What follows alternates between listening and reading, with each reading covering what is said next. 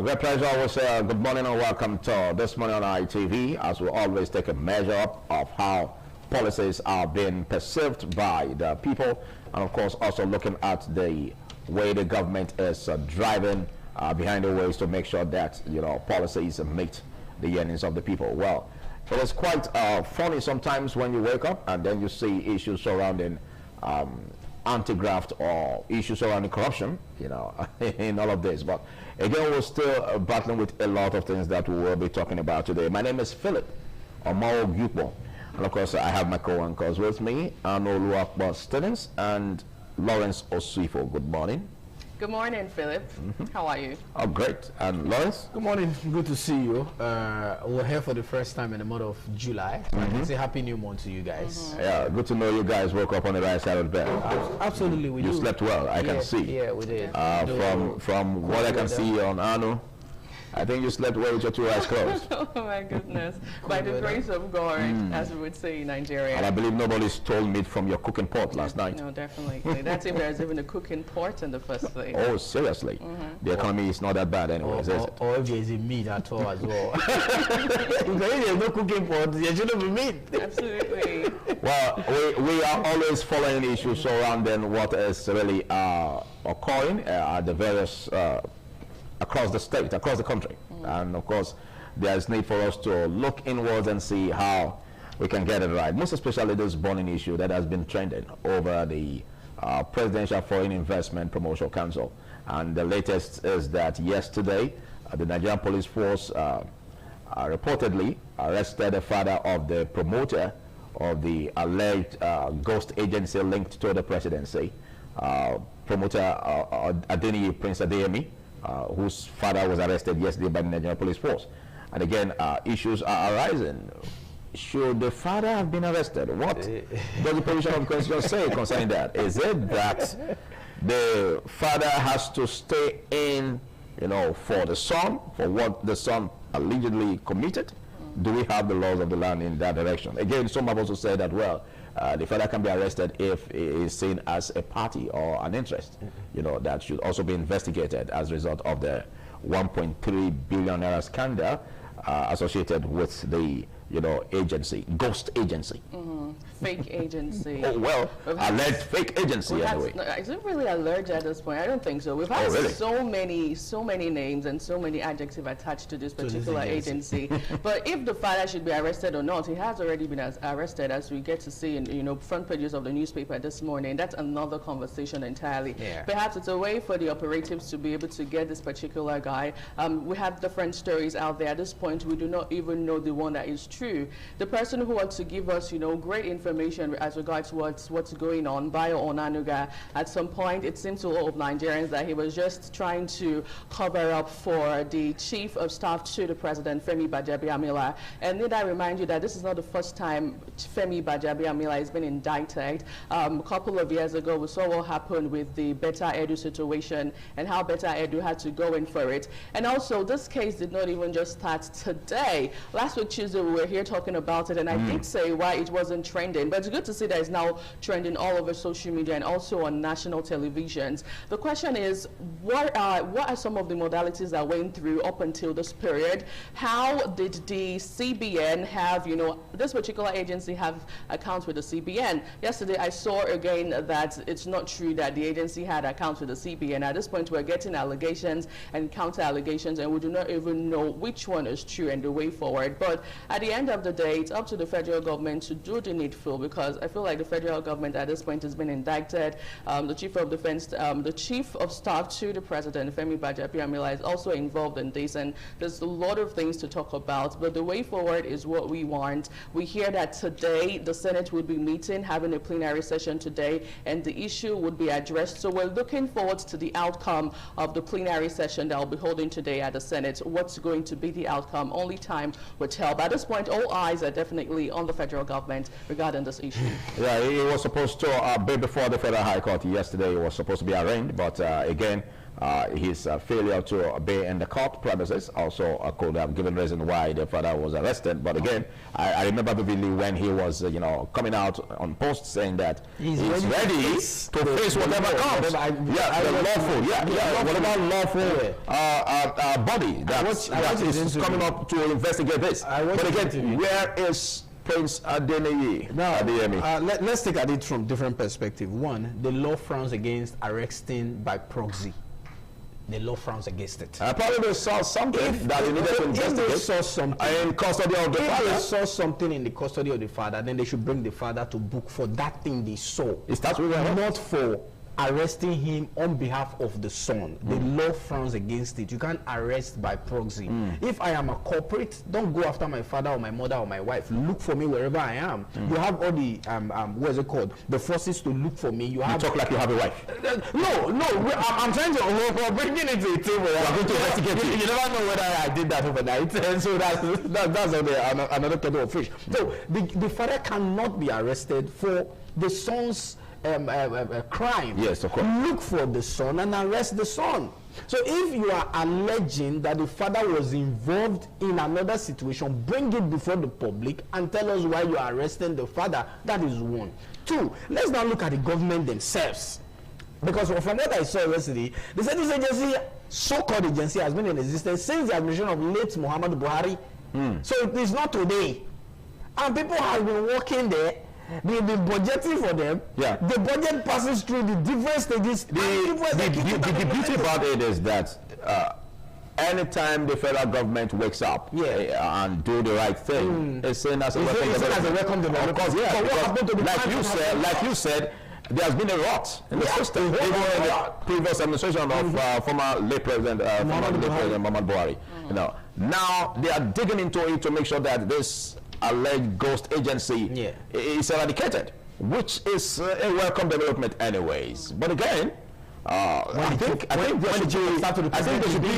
there should be a right way in terms of to go after it, because this is an aged parent, and you know how that is. You can getting the reports yesterday. It was so sad. It was disturbing. Yeah, disturbing. Most especially when the mother of the alleged culprits. Let's say culprit. Yeah, alleged culprit. Yes, is even having traumatic moments over the arrest of the husband. No, definitely. And the son is missing as well. Definitely. But why should the son be missing? Because he said we've heard much about him, that he's not afraid. From the interview I listened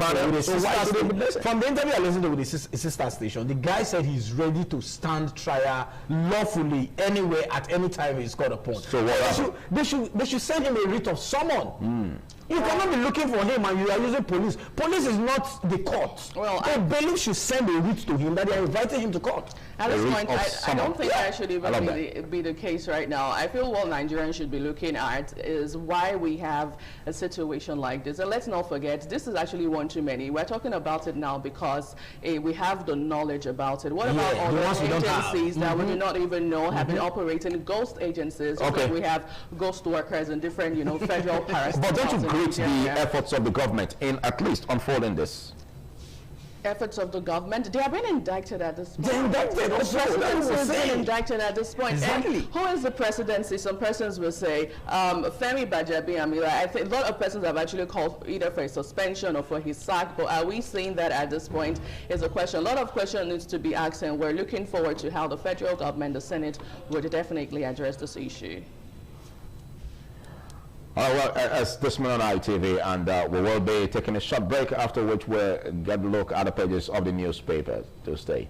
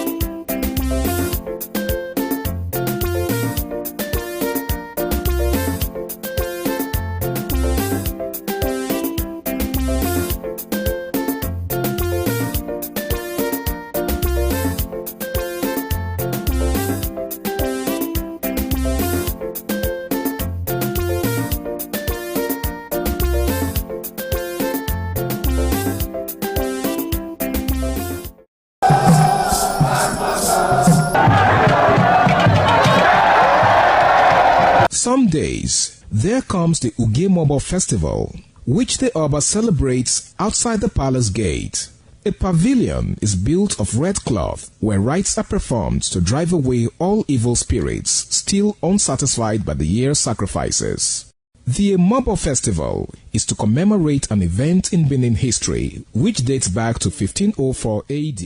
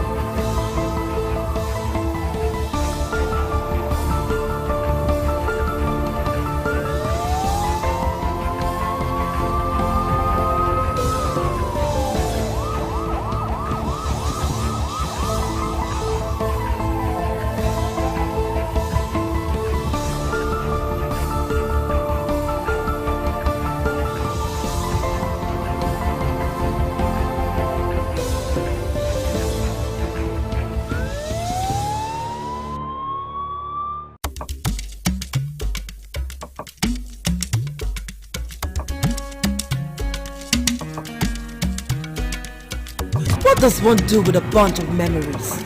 Laugh about them, cry over them, or capture them? I know what I'll do with such memories. I'll showcase those memories. Yes, I will show them to the world. I will flaunt those memories. Showcase that marriage ceremony of yours. Burial ceremony.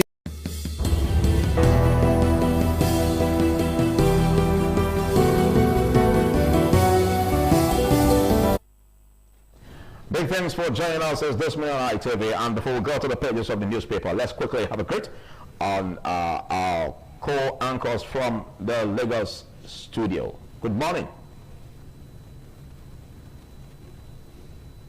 Good morning, Philip. It's good to see you this morning.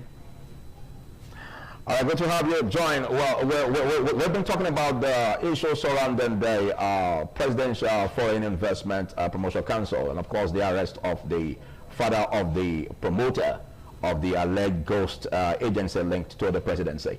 Well, what are your thoughts on this? I think I want to stand with Lawrence on this issue. I mean, he didn't have to be arrested because he's not the culprit. If we, from what is going on, he's not the culprit. Just like Lawrence said, in case he has is indicted for another issue, he could be arrested for that, not because the son is not being found. I'm talking about this fake ministry, as it might be called. That ministry has been there for a very long time, because there's a picture flying around the social media this morning where Prince Adeyemi was seen with the vice president and some prominent leaders in the country, including Abike Dabiri and so many other, taking photographs after a meeting, So I don't know why the federal government is calling this fake when there are pictures indicting the federal government in all of this. But I want to stand with Lawrence this morning. I'm not a lawyer though, but I just want to stand with Lawrence this morning saying that if the father has no case to answer in all of this, he shouldn't be arrested by the federal government. All right, thank you, Patricia. Well, you say you're not a lawyer.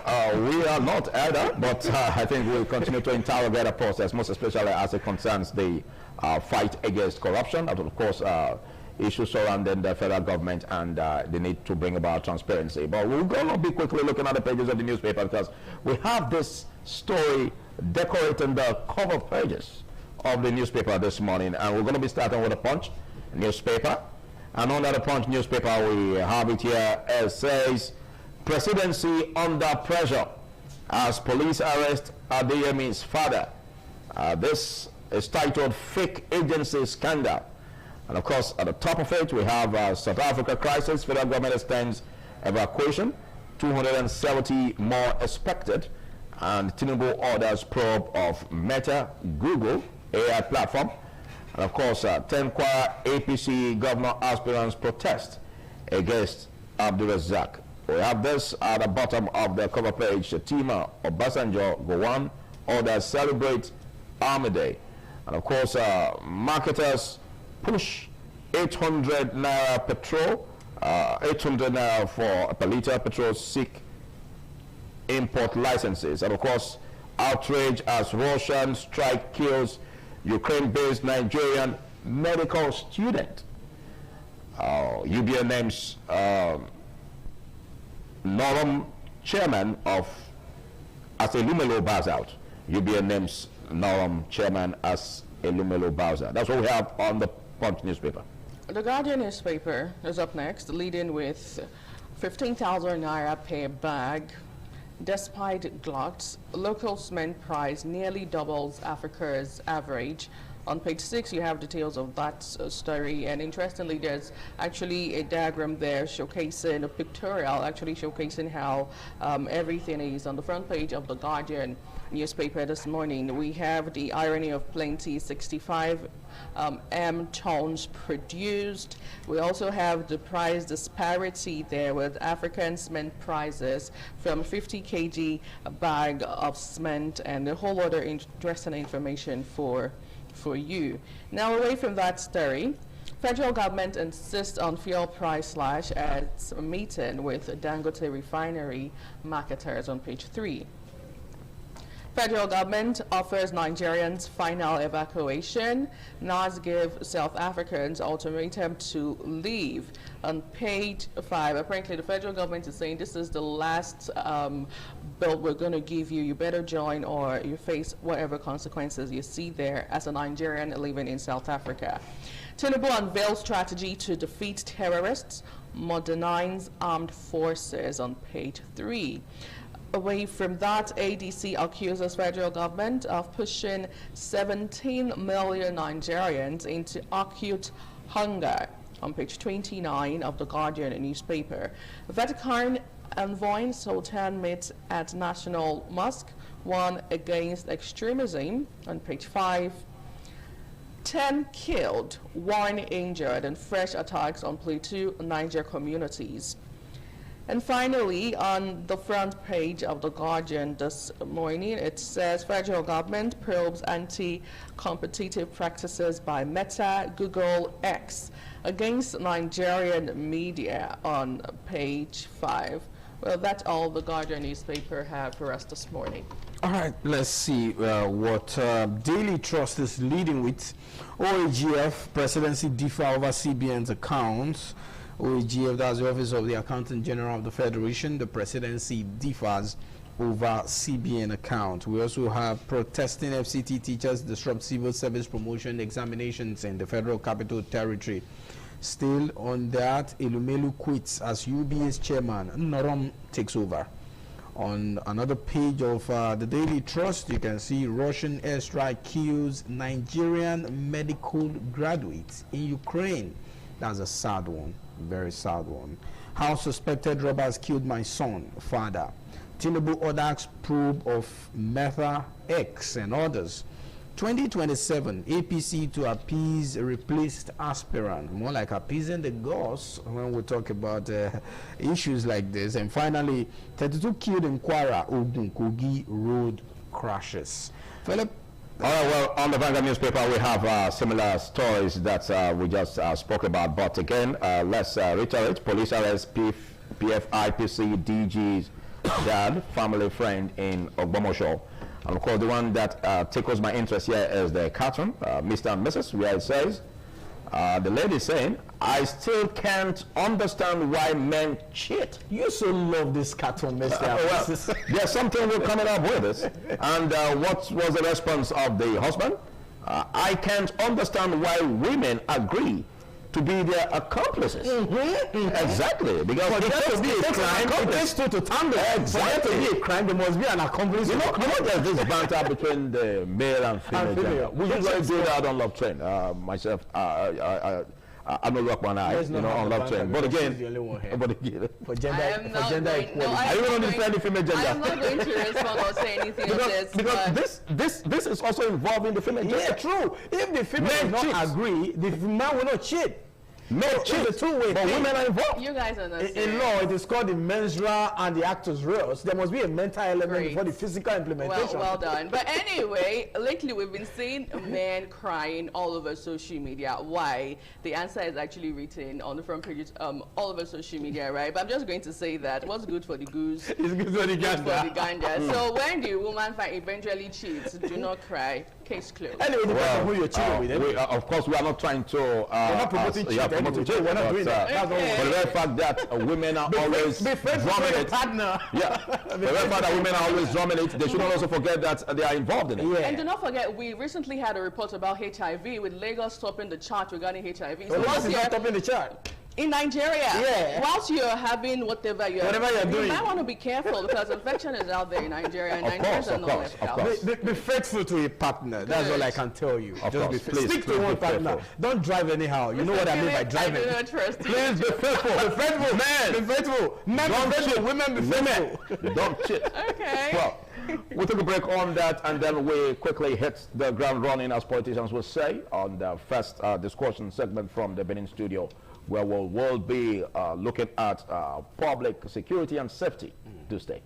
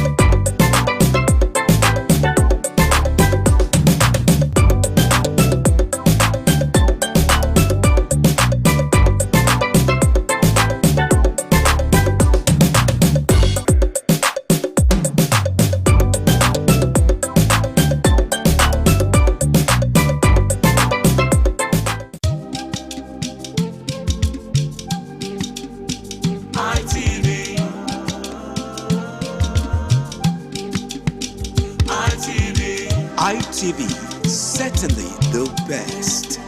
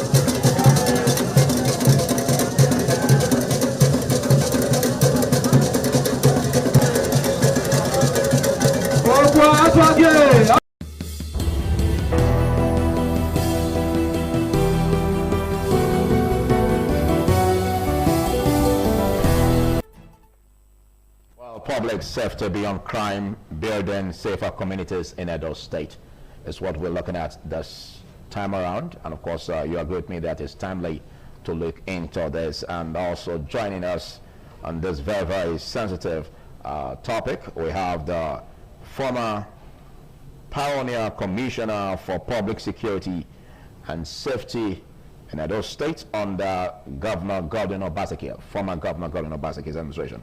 And she is Omololu Ojehomo. Thanks for coming. Thank you, sir.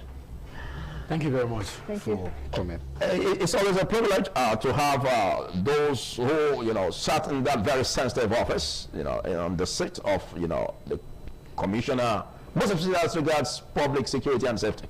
Again, there's this impression people always think out when it comes to public security and safety, about what public safety means. We know beyond crime, there are also a way to define what public safety means, not necessarily, attached to the negative trend that criminality. So, can you give us a better sense of what public safety means?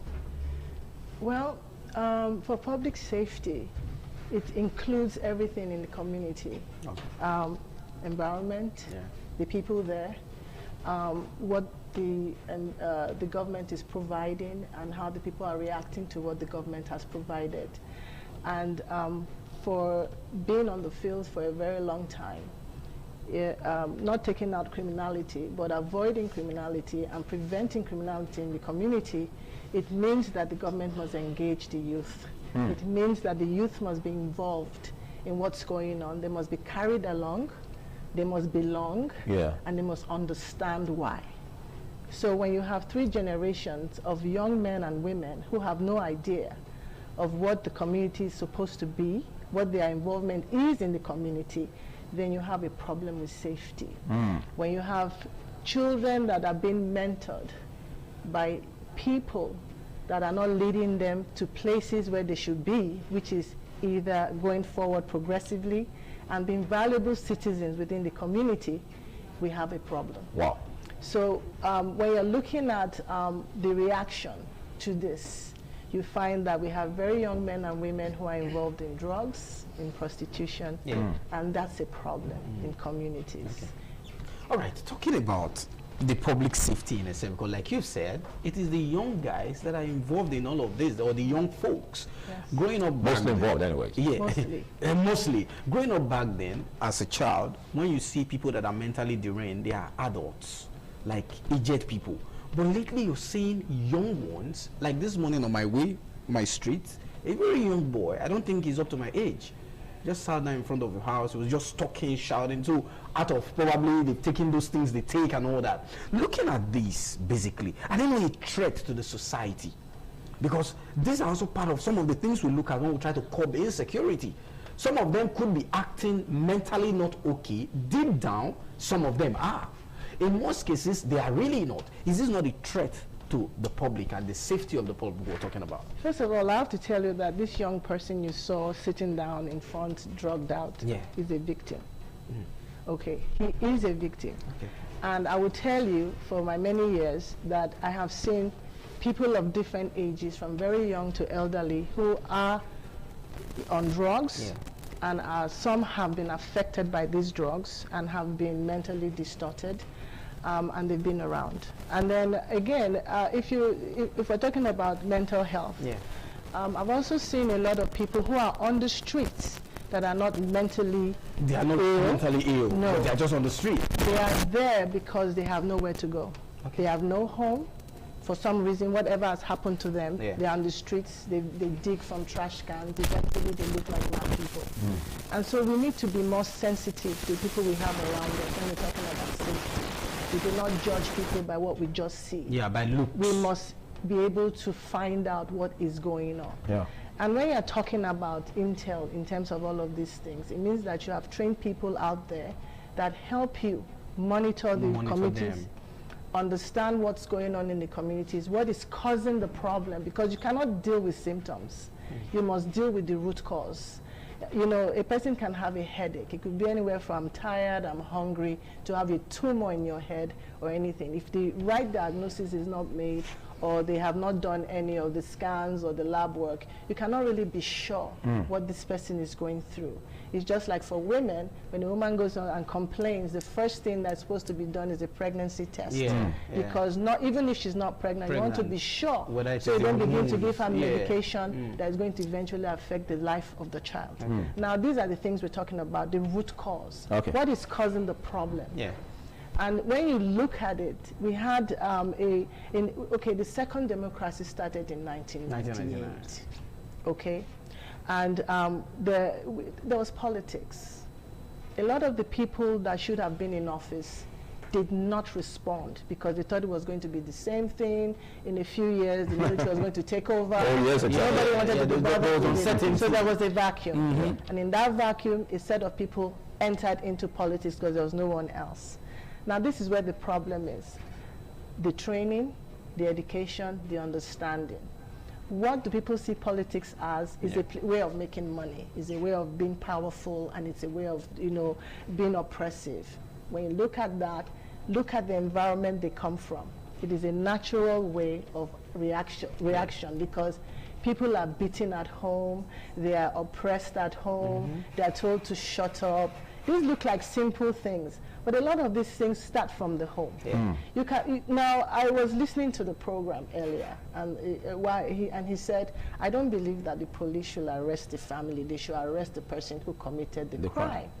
Now, the situation, when I look at the police, and having worked with them, I understand why sometimes that happens, because a lot of parents cover up for children, and that is why the criminality continues. There's nothing to abate. There's nothing to say. I would tell my children, both biological and non-biological, and say, look, I don't go to the police station because of you. Children. I'm not going to mortgage my house, and I don't want anybody to know that I'm associated with you. So if you choose the life of crime, understand this. I am not available. There are consequences. If they get you, you're going to serve time, you're going to go through the process, and whoever took you there is the one that's going to be waiting around for you.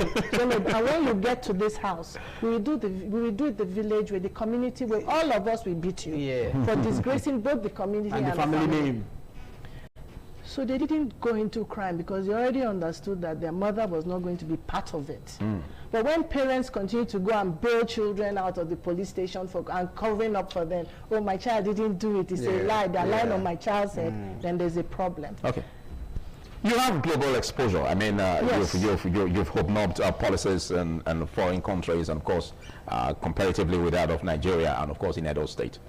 Let's comparatively again look at what you meant while you were assuming office in the time of Godwin Nogase Obaseki as governor, and again what you improved upon as commissioner then, and comparatively with that of what we have under the present leadership of Senator Monday Okpebholo. What do you see? Has anything changed? First of all, Governor Obaseki hired me on merit. I was not brought in by any leader in any of the political party. He chose me, and he instructed me that I am supposed to do my job to bring both safety into Edo State, secure the state, so that investors can come into Edo State, and so that the people can move around freely. Now, when I came into office in 2022, there was no nightlife. If you're out on the streets after 7, before 8, you're running something home. Is going to happen to you. So nobody was on the streets after 6, 7. Everywhere was cleared out. We had the issues of the farmer herders clashes. Yes, I remember that vividly. Ovia Northeast was a boiling point. The four bank robberies with the explosives that happened somewhere in Edo Central. It was in Edo Central. Edo Central. And it was a lot that was going on at that time.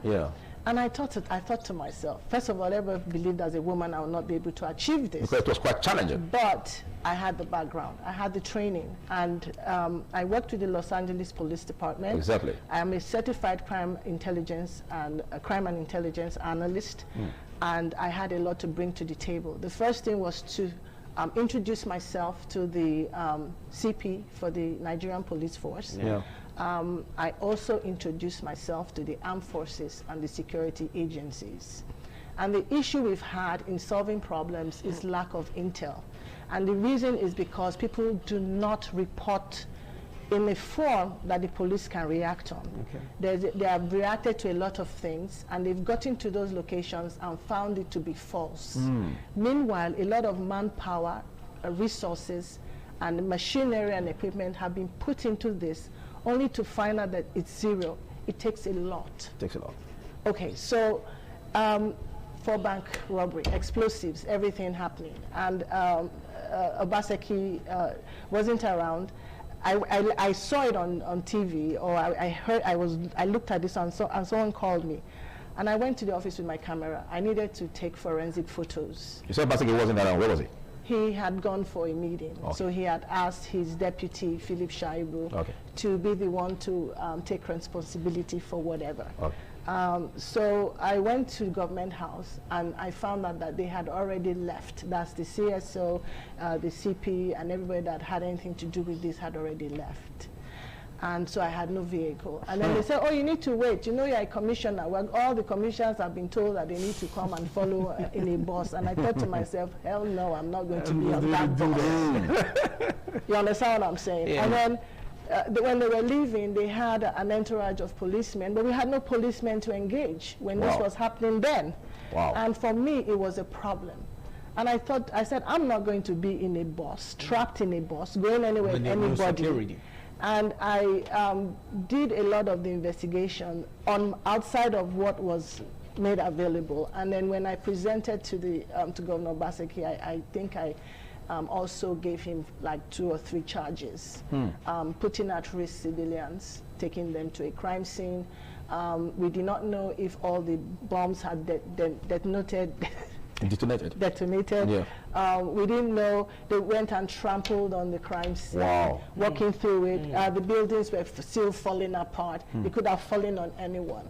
And basically that's a police thing. And so I told him that he only needed, if he needed to even respond at all as a governor, he does it from his office. He doesn't go to a crime scene. It is actually the responsibility of the Commissioner of Police to come out and brief the people on what is going on.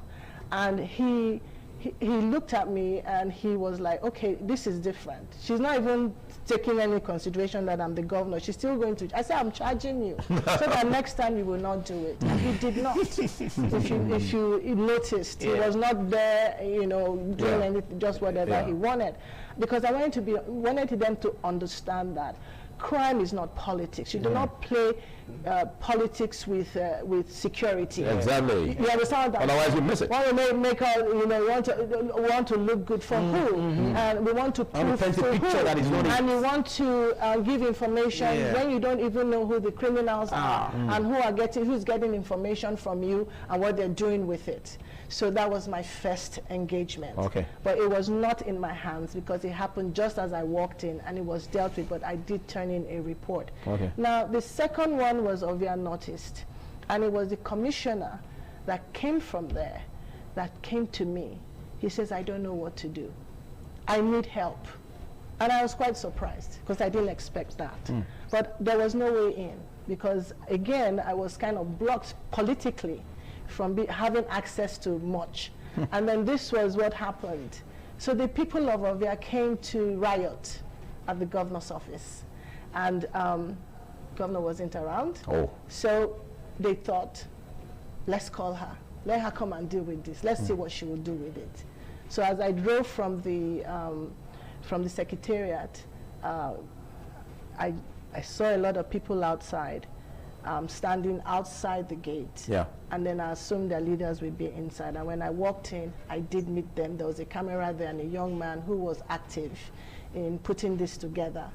And I wanted to know what happened. I said, I didn't need a seat. I needed to know what was going on. And they said that they killed. And I said, okay, this is a case of murder and homicide, so you need to come with me to the secretariat, to my office, which was only 2 rooms then, one for me, my PS, and everybody else. So they followed me to the secretariat. I received the letter on behalf of the governor. I told the PS to have them, I said, how many communities are we talking about in Ovia North? They said 14. I said, I need 14 people to represent each community that can read and write, because I need them to give me a summary report with names and phone numbers so that I can deal with the problem. Okay. So when they finished, the PS came to me with the file and he said, oh, I'm taking it. I said, no, it's my file. It's not the governor's file. That's why he hired me. And that was where I was able to talk to people one by one, privately, where they were secure, to provide information. So I got one part. And then the second part was when the Fulanis went to Government House, also in protest, that they didn't understand why their cows were being killed, and nobody opened their doors to them. As they were leaving, the security at the gate asked what was the problem, and they said, well, there's only one person we know who can resolve, and they sent them to me. Okay. So they came to my office. It was a 4-hour meeting. I had all of the northern leaders who dealt with cattle. Okay. And they were in my office, and we talked for 4 hours. And this was where the conversation started. Understanding the crisis, getting to the root of the problem. And so there are people, leaders in these communities that do collect money from them, anywhere from the tune of 20 million to 100 million for their cows to feed on farms. Wow. The unfortunate thing is that these farms didn't belong to them.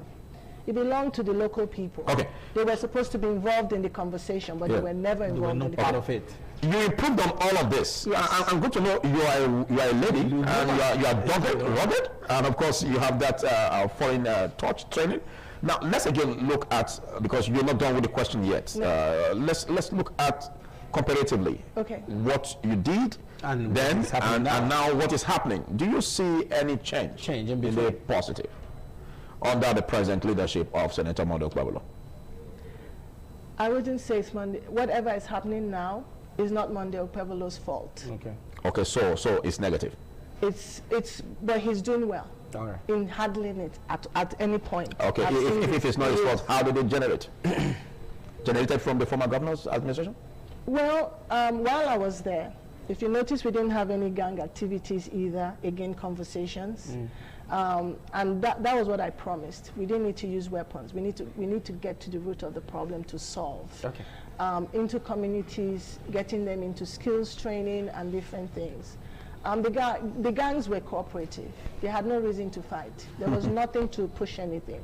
But then I told Governor Obaseki I did not want to return the second time. You know, he had dissolved his ESCO. Yeah. And then before the election, House of Assembly election in 2023.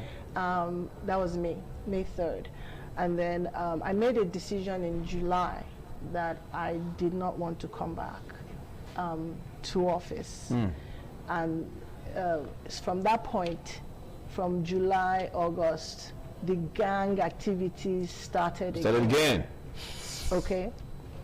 And it did not start out, it started from Government House. It started from Government House. It started from the inside. Okay. Because while I was there, I did tell them, nobody's above the law. Absolutely. So if you do anything, I will arrest you. You're going for it. So nothing happened when I was there. Yeah. But when it started, before Governor Okpebholo came, elected into office, at least almost 500 people had been killed through gang-related activities. The structure that we built, the Edo State Security Network, that was under the ministry, and I supervised, were trained. We told them, I made sure that they were trained through the police, because they would be working with the police. All right. Before I left office, there was a bill that gave instruction on the role of the vigilante in each community. There were biometrics and everything was done. Now the problem, what happened is that again, politics was played with security. After you left? After when Governor Okpebholo came in. Okay. So we already had a turbulent situation starting. Okay. So when he came, again, there are people who used the structure as a political thing. They drove the people away that were there, that had been trained, we had gone through all the stuff to make sure that they were the right people, went through the committees that brought them. And then they brought other people, and then it was a whole different story. And then the next thing we heard was the matter that happened, I think it was in Uromi, where people were brought down from a trailer and they slaughtered them and killed them. Okay, now let's look at the scenario as we begin to wrap up. We'll press for time a little bit. With the insecurity happening right now, ravaging the country, and Edo State is not spared, we know. Everybody seems to be having a taste.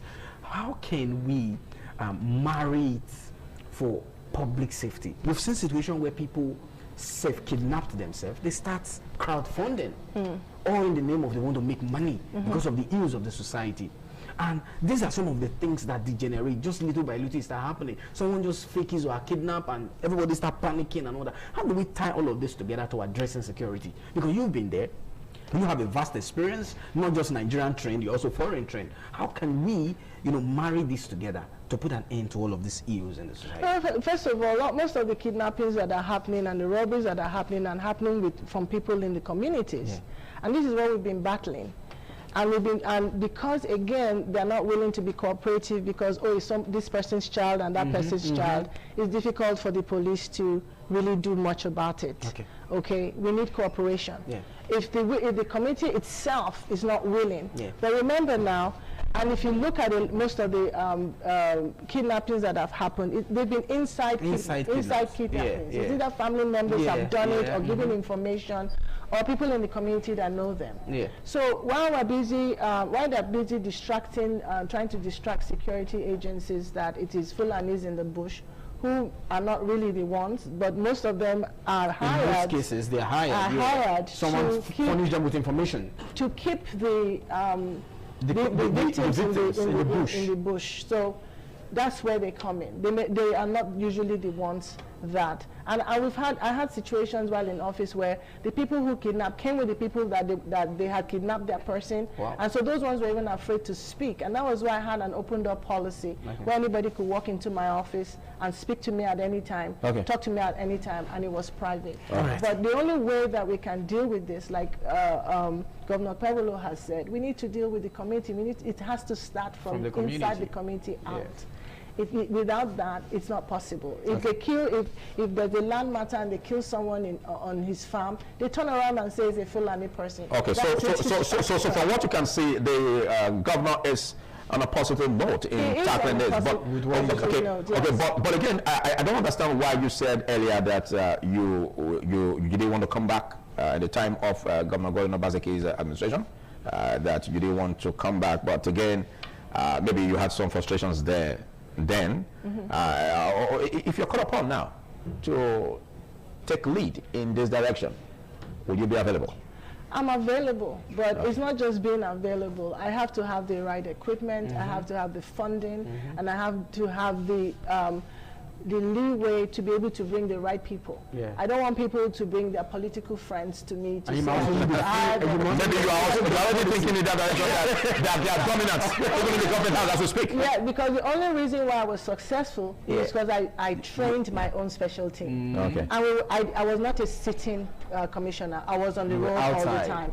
I made sure that they took down all the illegal roadblocks, and remember they were always expensive. So we took down all those illegal roadblocks. We made sure that we put the proper things and channels in place. Yes, along those roads that are necessary. And I was on the road all the time. And when you look at it, and then if you look like the border local governments, like when because we had a problem with Ondo State, and my counterpart refused because they were more interested in the Amoteke, and they will not engage the military there or the police.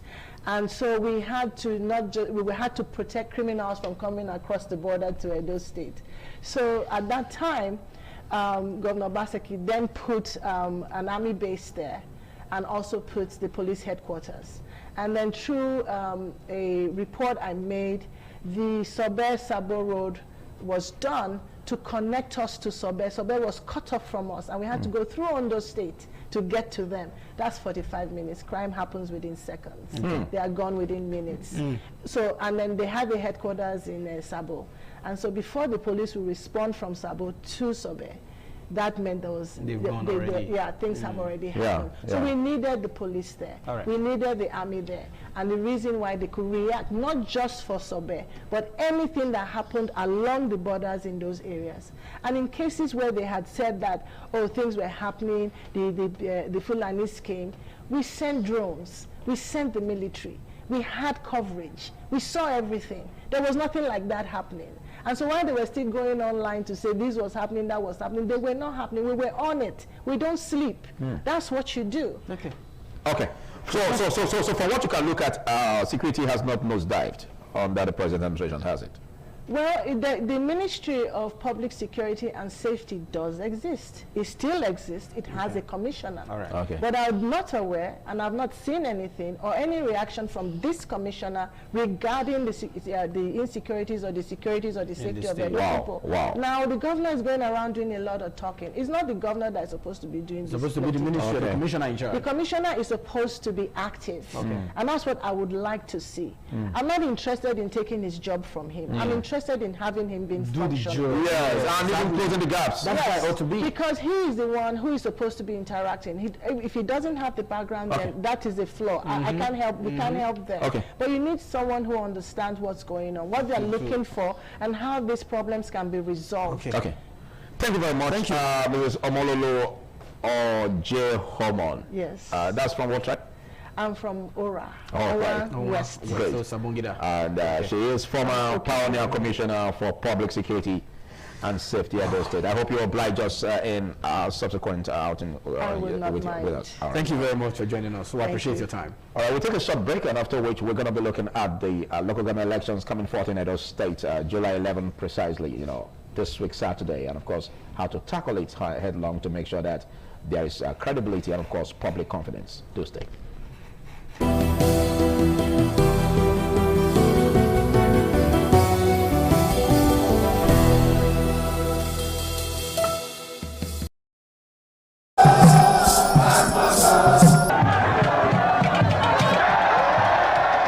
The land of Owa is inhabited by the people with common ancestry, language, religion, economic and socio-political ties. However, irrespective of their subtitle differences in language and culture, they share common traditions. The people are known for their hospitality. Owa traced their origin to Benin Kingdom. As a result, for a man to find a comfortable place for living, the name Owa was derived from the largest and longest river in the area, which is known as Onwian or Onwa.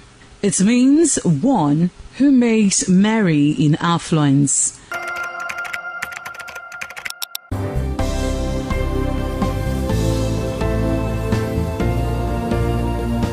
Thank you very much for joining us on the program Healthy Living. What is the kidney? The kidney is an excretory organ in the body, which is for metabolism. Tuberculosis affects many organs in the body, but the common ones it usually affects is the lungs. Epilepsy is a neurological problem. Okay. It is an injury in the brain, which causes someone to begin to convulse, to go into fits. It is curable, but the cure is a long-term thing. If you eat well and avoid those risk factors that will make your immunity to be down, then the risk of contracting tuberculosis will be reduced. If you're healthy, then you're wealthy.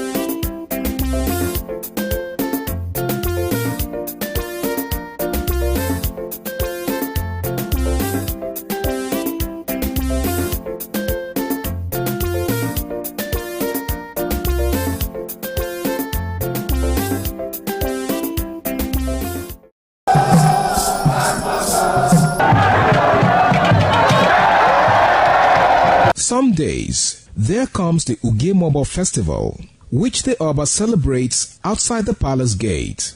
A pavilion is built of red cloth where rites are performed to drive away all evil spirits still unsatisfied by the year's sacrifices. The Ugemobo Festival is to commemorate an event in Benin history which dates back to 1504 AD.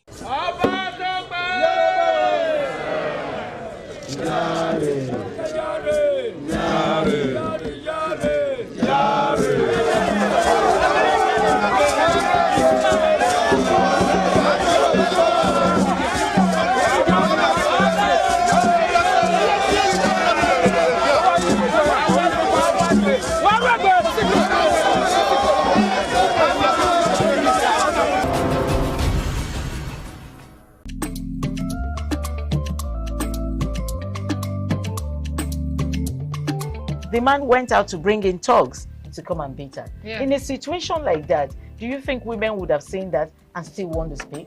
Really, we're talking about. That's what I said. So when they bullied her, if she's not bold enough, she will shut up. What is your advice for girls out there?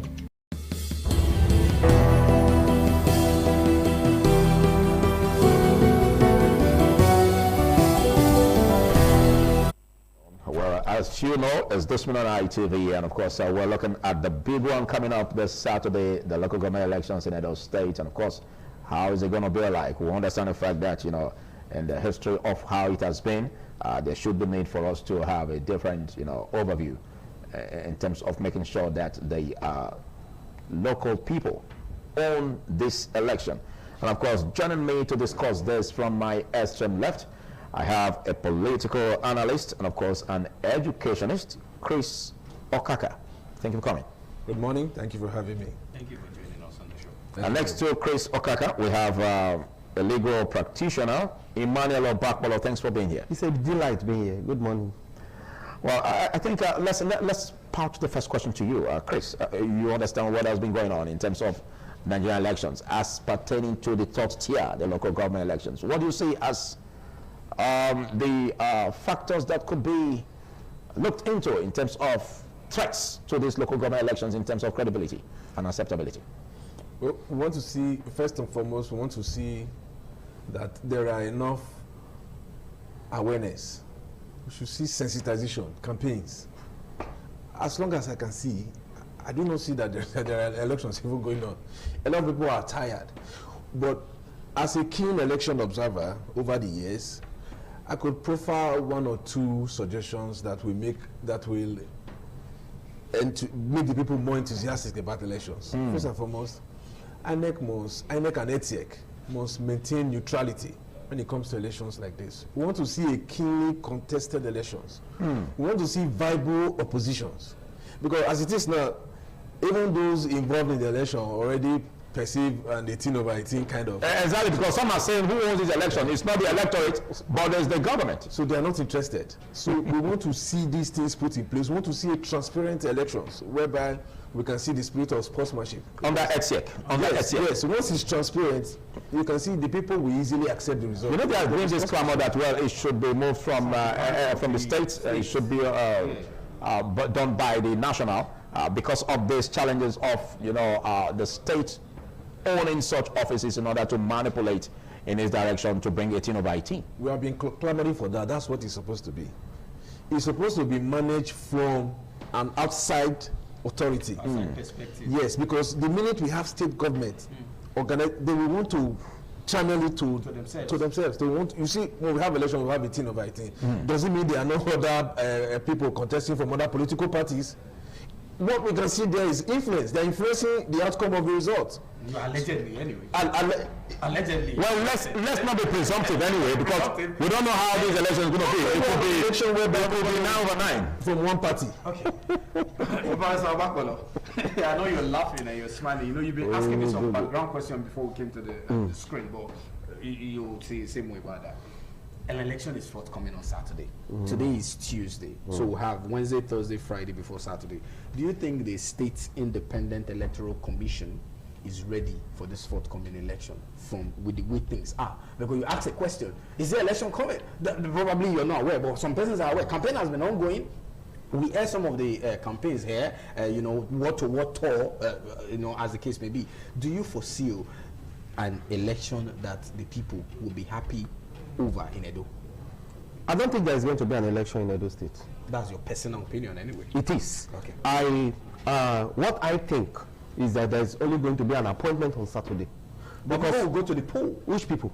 The electorate. The same people who are not aware of elections? Some are. How many persons of the electorate know that there is an election coming up on the 11th of July 2026 in Edo State? Look, everything boils down to the extant constitution. Section 15 subsection A of the constitution gives INEC power to conduct elections in the offices of the president and the vice, the governors, the National Assembly, House of Assembly, and exclude the local government.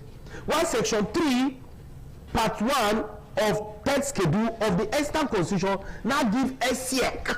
That's the state. That is SIEC, State Independent Utopian Electoral Commission, to conduct local government elections. And also section 4 of that same provisions provide for that same constitutional provision provide for what is known as independent election management body. Okay. Have you seen one? Independent election management body. Have you seen one? At the national level they have it. That's at INEC level. In the state, do we? Well, there should. And you know the problem? The problem is this. Even the SIEC, for them to conduct election, it is when the government wants the election to be conducted. But the constitution makes provisions of when it should be conducted. The expiration of the each tenure. Yeah. Now, do we have any tenure in Edo State? When this governor came on board, it dissolved the local government election that was conducted. That's what happens in Nigeria. I am speaking in respect of this one now. Okay. It dissolved it. Is it not the one that is going to conduct another election on the 11th of July 2026? It's the same person. He's in charge of the state. So, and you want me to think that there is going to be free, fair, and credible election? No. There's only going to be a selection that will metamorphose to an appointment. Okay, talk about the factors that will determine the credibility of this election. Factors that will determine the credibility of the election. One, INEC should be in charge, and nothing like SIEC. Two, as at when... No. INEC can't be in charge now. This is Saturday. This week Saturday.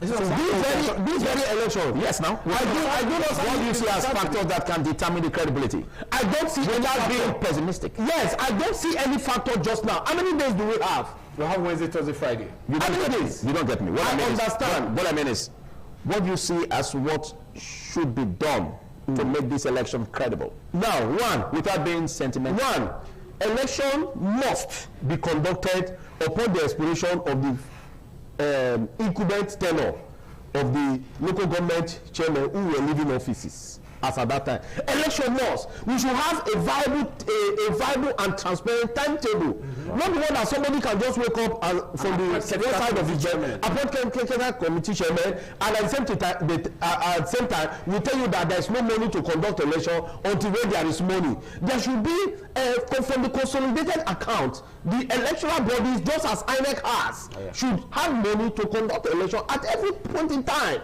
So it should be periodic. Or like what we have just now, where you have selection and an appointment.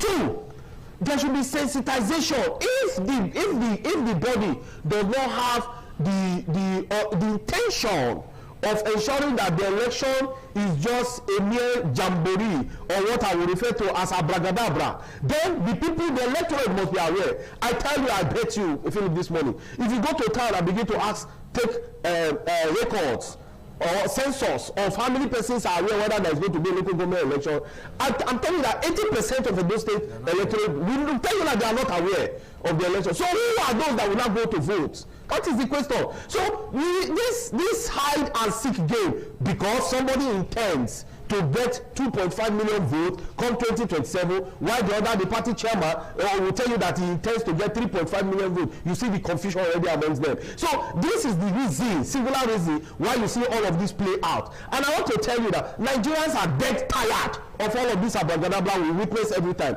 This person should know that we are not a democratic nation. Any person that says that we are practicing democracy in Nigeria is lying, because if you look at the tenets of democracy, do we observe observe the tenets of democracy. Talk more of practicing them. What we have just now is a mere civil rule that is garnished with dictatorialism. Okay, let me come to you, Chris. It seems like the both of you seem to be on the same trajectory in terms of the people are not aware, or a lot have not been done to sensitize the people that election is forthcoming. But the date has been announced. On Saturday is local government election across the 18 local governments and 192 wards in Edo State. People will go out and vote. Elections will be conducted, results will be called. Whether you take it or not, or you like it or not, it's going to happen. But let's look at let's go to another point. The body itself saddled with the responsibility, that is ETSEC. Yes. Do you see that body as really an independent body? Just like everybody also shout for INEC. INEC is not independent. And is ETSEC really independent in your own opinion? And how do we make it independent? Independent, exactly. In my own opinion, from the results that have been announced from past elections, they are not independent. We are seeing influence from those running the government to see that all contestants are from one political. When you say those running the government, just hit the nail. Just hit the nail on the head. You say there's everything. Which who are those running the government? The minute the governor is from a party, you see that every person contesting that election majorly are the ones winning the election. So you mean governors are corporates? Or the office of the governor? That's what we can see. That's all I can understand. Because under this present I cannot understand the situation. Political dispensation. Various political parties have aspirants to contest election, and winners only emerge from one line of political parties. Probably because they were the one people voted for. It cannot be. Don't we have other people that know people that can vote for them? Okay. It cannot be. No. What is the interest of even other political parties in participating? What will they be their interest? Everybody, we practice democracy as it were. Yeah. So everybody is a stakeholder. I have the right to get up and say, I want to contest. But do you see enthusiasm on political parties participating at this level of election? Enthusiasm is gone, because for past election, we even see a time where PDP did not even contest the local government election because they were very sure that nothing is going to get to them, and it was they didn't even bother to contest the election at all. Okay, they didn't even bother. We've seen it in this state. Okay. So when you see things like this, it's only a pointer that they are influencing ETSEC. So what ETSEC should do is that they should ensure a level playing ground for all participants. They should ensure that these things are done without personal interest. Well, they say who pays the piper dictates the tune. So they say. I think by the time we have total autonomy for the top tier, we will be away from all of this trajectory. So what do you see as the way forward? Because the president has been very concerned about the autonomy of the local government as a third tier. So what do you see as the way forward? I do not think all of these areas. I do not think whatever adjective or garnishing you use in saying autonomy to the local government itself will give us a free, fair, and credible election. Why? Why do I say so? Or why do I have that thought? The reason is simple. Look at the federal. Is the federal not autonomous? But you see what INEC does. The thing is this: whether we believe it or not, the so-called independence is a mere name.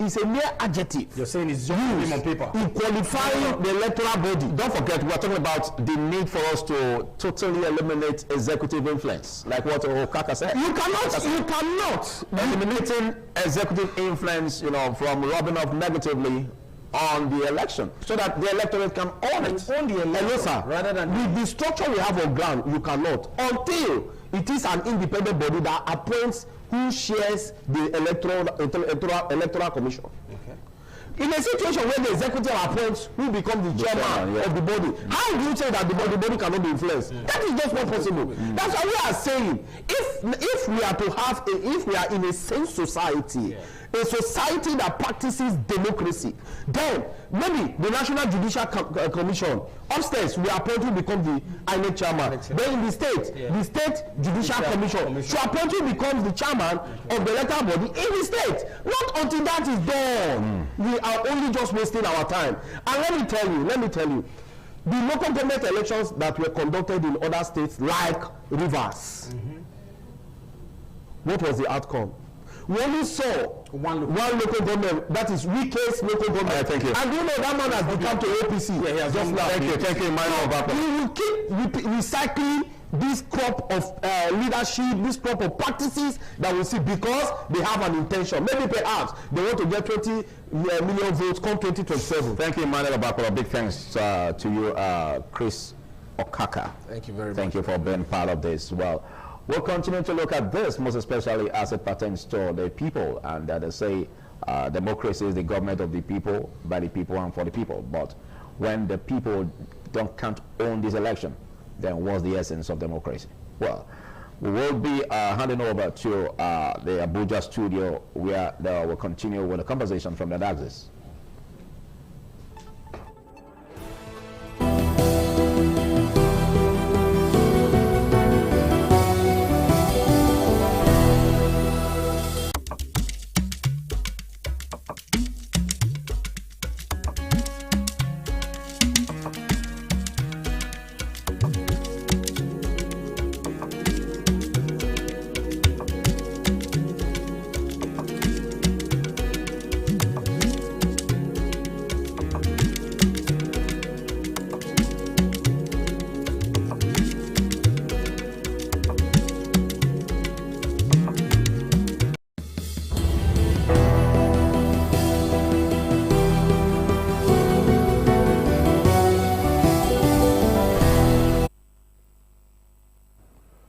Good morning. Good to have you join us again this morning on TMI. We just had wonderful conversations there in Benin City where they are talking about the forthcoming local government elections. I've had modalities ahead of the link. What is most important again is the fact that we expect all the electorate to turn up on the day and ensure that their votes, count. People say they don't waste their time anymore coming out to vote because their vote. Please, it's important that you show up and then show commitment to the Nigerian project or the projects there in Edo State to choose those who will do the job for you. So I'm Nemeka Iheanacho and welcoming you to the Abuja Network studio, of your choice channel, independent television, ITV. It is still a breakfast show, the TMI. Over here, we're talking about, at least for a week now, where we have been Nigerians who I will say patriotic have been trying to wrap their heads around the international embarrassment that some South Africans meted some of our nationals, prompting the federal government so that they evacuated South African, region of Africa. Other issues like insecurity have put Nigeria on a sad light out there. But with all those happening, actually, we are worried that there is a discovery that many have actually described, as a monumental fraud within the Nigeria's, federal civil service, which a few weeks ago. It's not up to a week now, and it's been generating reactions. It is the mystery and other factors behind the arrest of an agency called the Presidential Foreign Intervention Promotion Council, FCIC, which had never, the Nigerian civil service. Nigerians are really worried about this development, and then are trying to find the puzzle that made this happen. This development, it has really elicited several and diverse views and opinions, but most especially, it has a lot of begging for answers. It is on this note that we invited two well-informed guests. One is here with me in the studio. His name is Sonny Anyanwu, who is a public affairs analyst and a lawyer. We also have joining us virtually Barrister Maro Obara. Yeah, he's an Abuja-based legal practitioner, has been there Nigerians to. So now we'll be. I'll say thank you so much for joining us this morning. Thank you very much, and good morning, Nigerians. All right. Maxwell also online. First, considering the magnitude of the fraud we're talking about here, many have said that it couldn't have happened without the collaboration of some persons up there. Do you believe in this line of thought? And if you do, what are your reasons? Yeah, I strongly believe that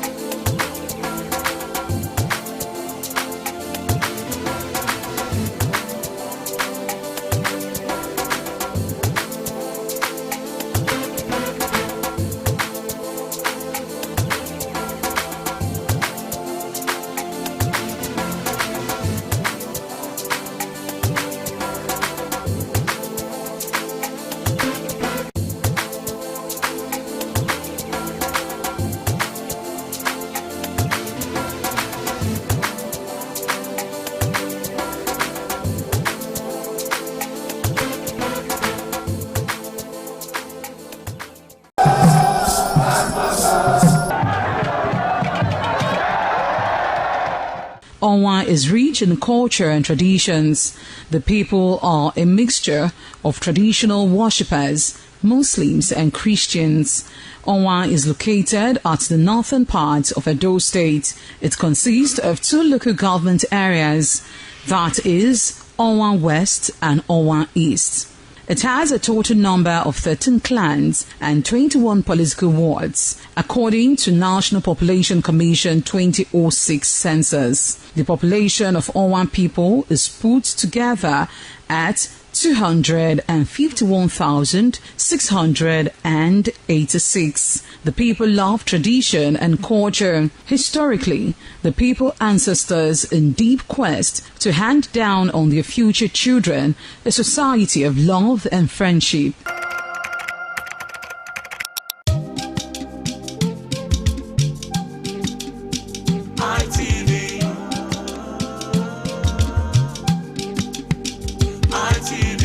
ITV, certainly the best.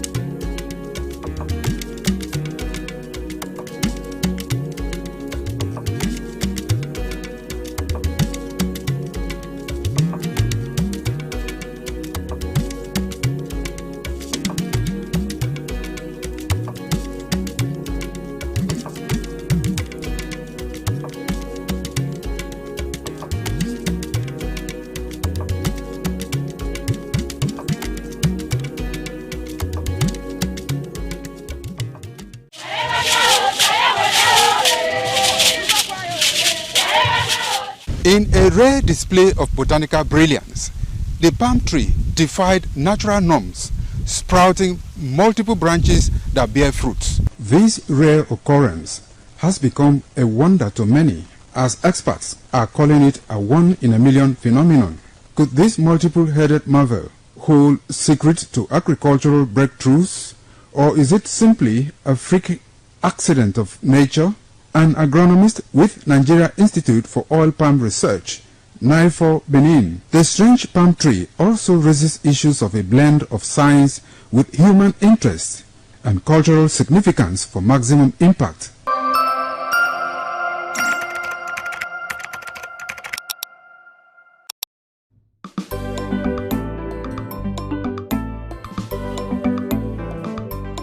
Thank you very much for joining us on the program, Healthy Living. What is the kidney? The kidney is an excretory organ in the body, which is for metabolism. Tuberculosis affects many organs in the body, but the common ones it usually affects is the lungs. Epilepsy is a neurological problem. Okay. It is an injury in the brain which causes someone to begin to convulse, to go into fits. It is curable, but the cure is a long-term thing. If you eat well and avoid those risk factors that will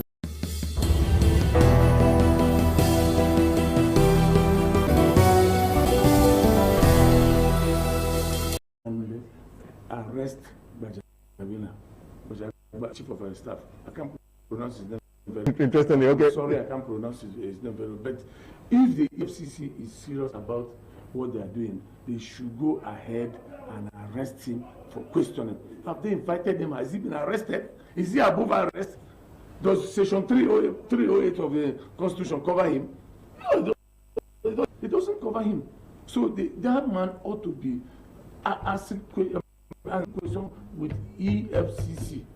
If this EFCC is serious, but like I said, the government of the day is not serious about it. And at the end of the day, I cannot tell you what will happen. These things will be swept under the carpet, and that is the end. Take it. Just take. This is right today. I'm here in your studio to prophesy that it will be swept under the carpet, and nothing. Again, nothing will happen. That is the end of the day. You understand me? That is the end of the day. So it will continue living the way we are. And do you think the international community are not watching what is happening? That is where the issue Tomorrow, you want them to come and invest their money where? Where? Who will they meet? They will come to the president to meet him, and the first person they will meet is the chief of staff to welcome him, to usher him to the president. That's the area we are headed to now. How do you think the international community will take this? Will they take us serious, considering what has happened so far? From the beginning, the international community has never taken Nigeria serious. Nigeria is a failed nation. We have failed in all ramifications. That's the truth. Let us not deceive ourselves. We have failed. The government of the day has failed us in all ramifications, educationally, health-wise, security-wise. We have failed. So the international community will take us serious. At the end of the day, we are the one to suffer. Because we can't do it alone. No country does it alone. We need people to come and see what we have and to help us to develop it. Where they can come, when they come to meet the likes of Gbajabiamila. It's not possible for them to come. If I'm an investor and I come and I'm being welcomed by the chief of staff, I will go back. I will go back straight to the airport and fly back. What am I coming to do here? When everything is criminality, what happened? It is an eyesore. It is an eyesore to the ear. Why would this happen under Tinubu's administration? And the president has not come out to make a policy statement by sacking this man and any other person who is involved. The secretary to the government of the federation need to be questioned. The National Assembly need to be questioned. Who do you question at the National Assembly? Who is the head? It's not like Akpabio. You question him. What happened? Why did you pass this? What happened? They should give us more facts. A lot is happening in the government. Is it because we just shouted and we are hearing it? There are billions of naira is going down the drain, and Nigeria will continue suffering. Nigerian government has the individual to. Who is the individual?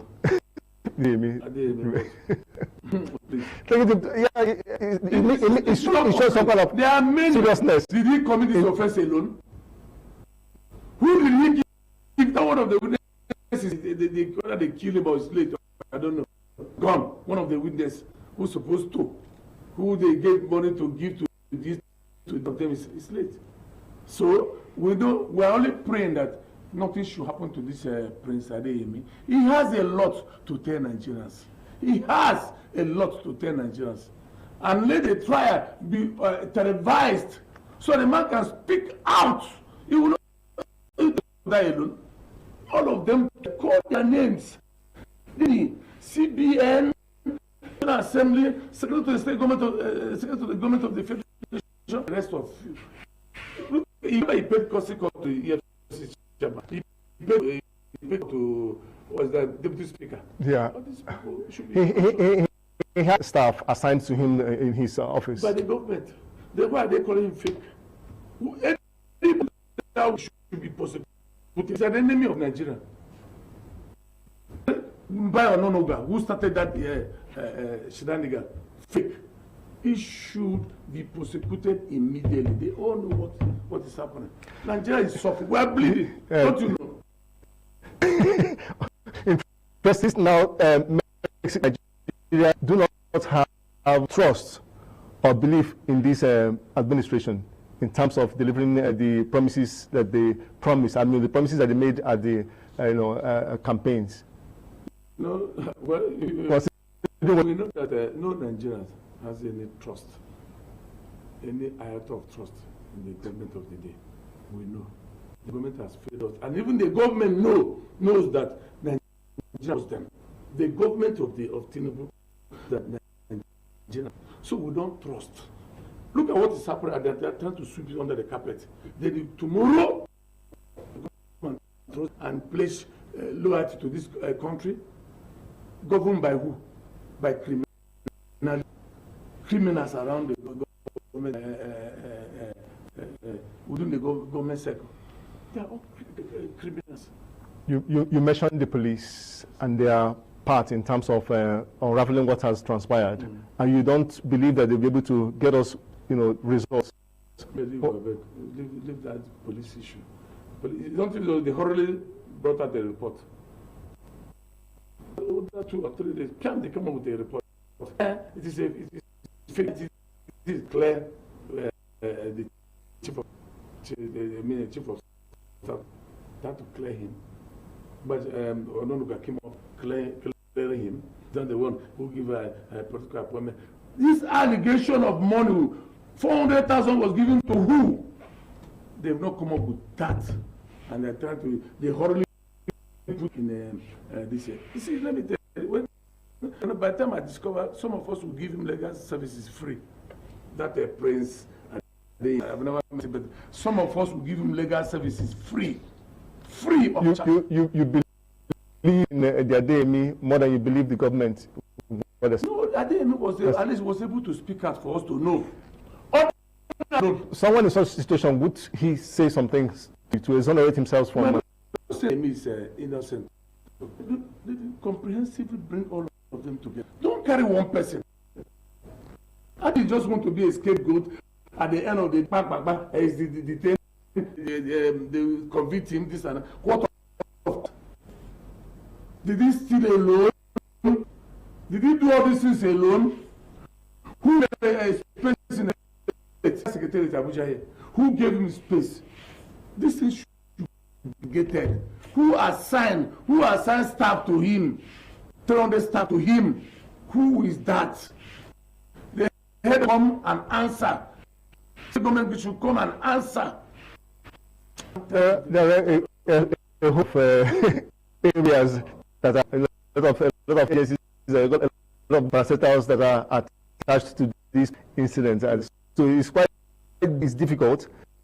It's difficult for the itself or the body that Nigerian government may be able to set up to nip this. I mean, try to unravel what truly transpired. If you have an independent body, two Nigerians, the scope is quite wide. If you have, more than 10 or 15 of them, and to do their job, and their job, they come up with a shocking vision.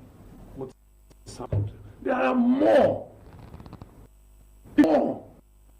trying to suppress everything, suppress. Then they want the court to do what? To say they have concluded, they have not concluded the investigation. They should continue. The other issue is timing. You believe that this investigation should actually start immediately, or appears if time is wasted, it may lead to us not getting. You know, wasting time. A lot of evidence will be suppressed. So the best way is now that it's hot. When they want to eat indomie, eat it when it is hot. Eat indomie when indomie is cold. Now that it is hot, a lot of things will come up.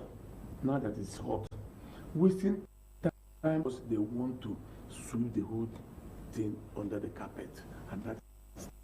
By the time one scandal now will come up again, this one, we'll face that one. That's what we're doing now. Nothing will come out of it.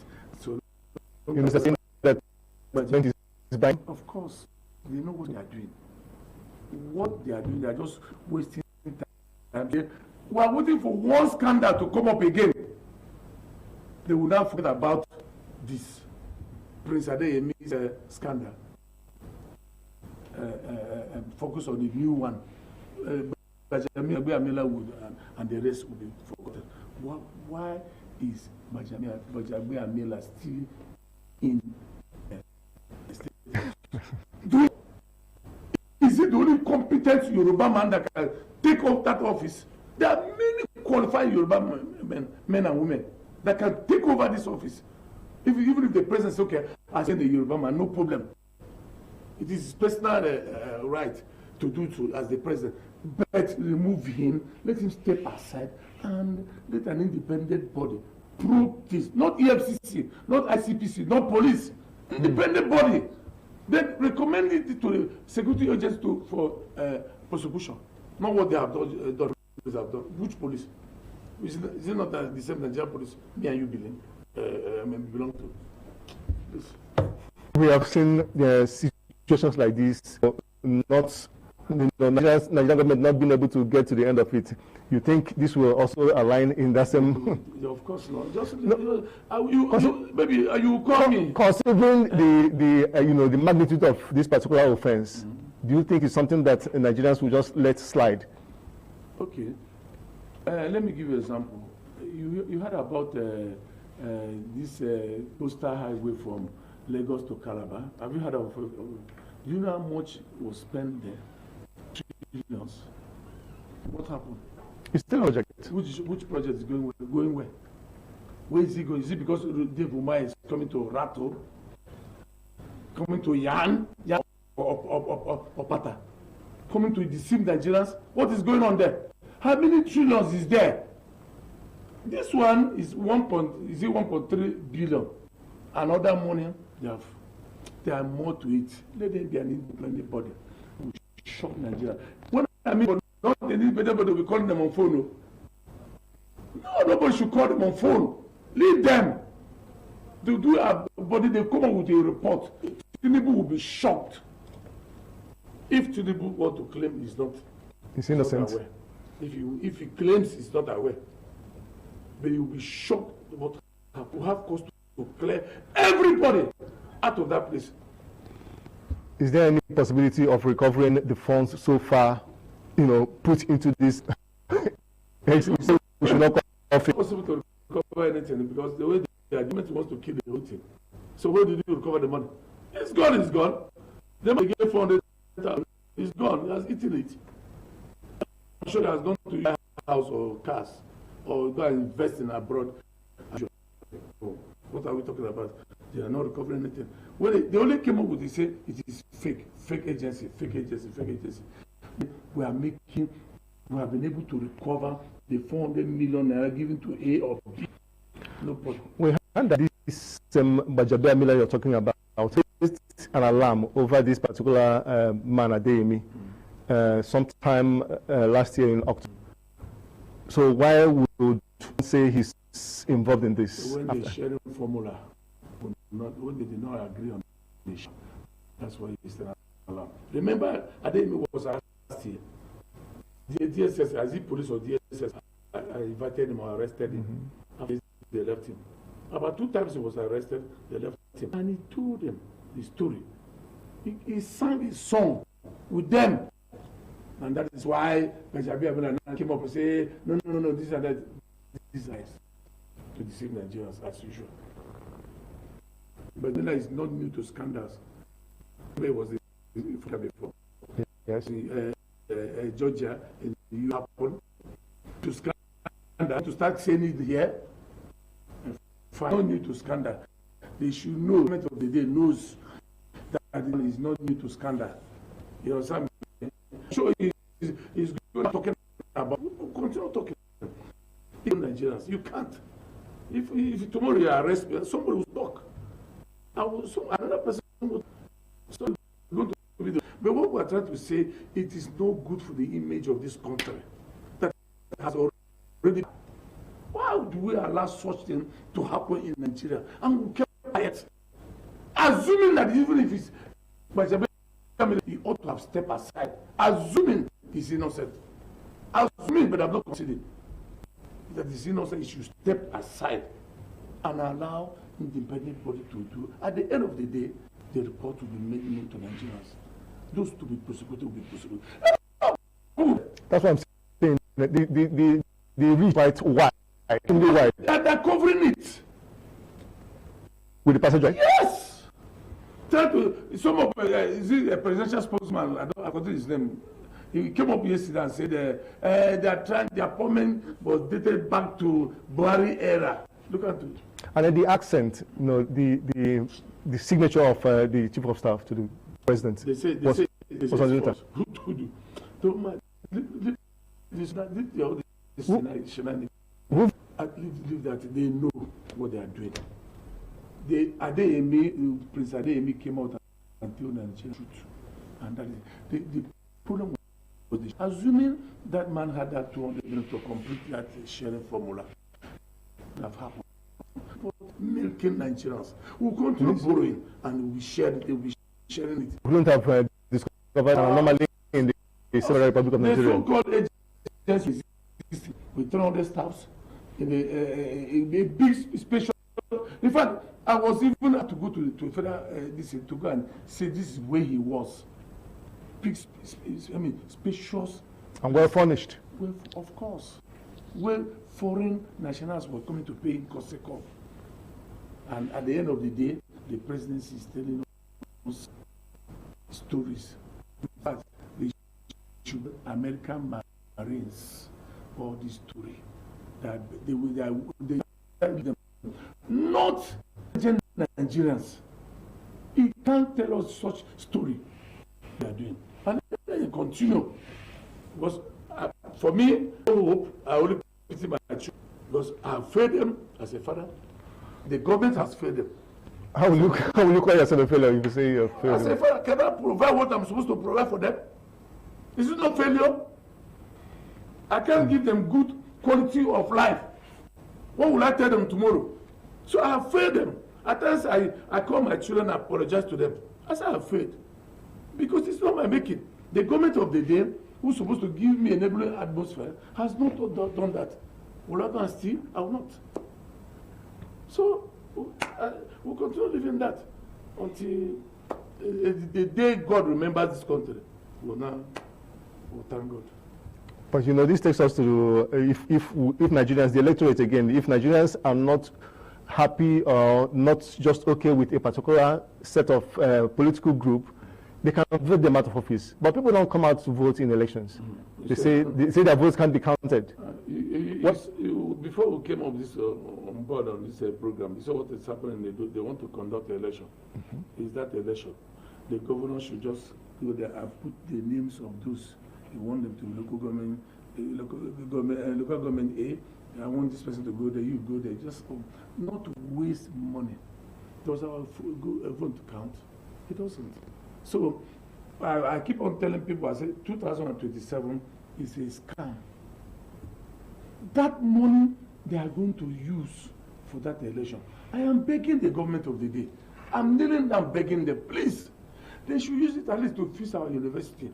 And announce anybody want to announce. They should not come and deceive us.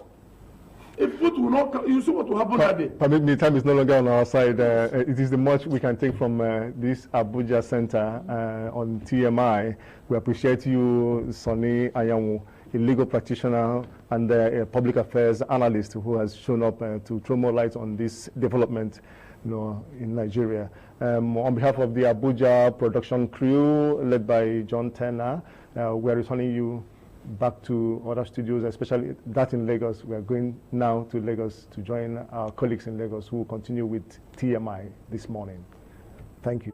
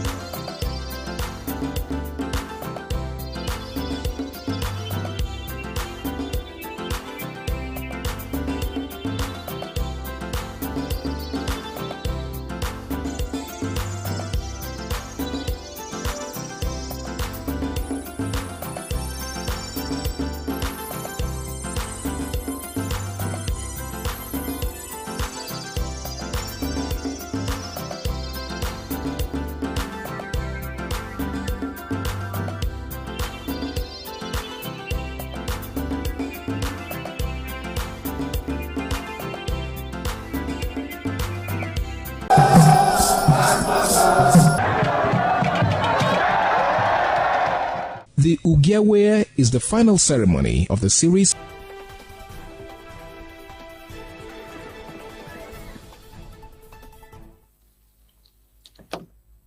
Good morning and welcome to the continuation of This Morning on ITV from our Lagos Network studio.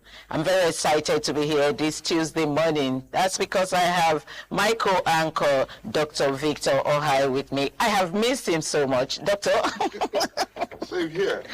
It's a pleasure. It's for us, it's a new week. It's maybe Tuesday, but we're meeting. We're here today for the first time this week. Yes. As I always say, every week, every day is a new drama in Nigeria. You might call it nothing, but we'll see.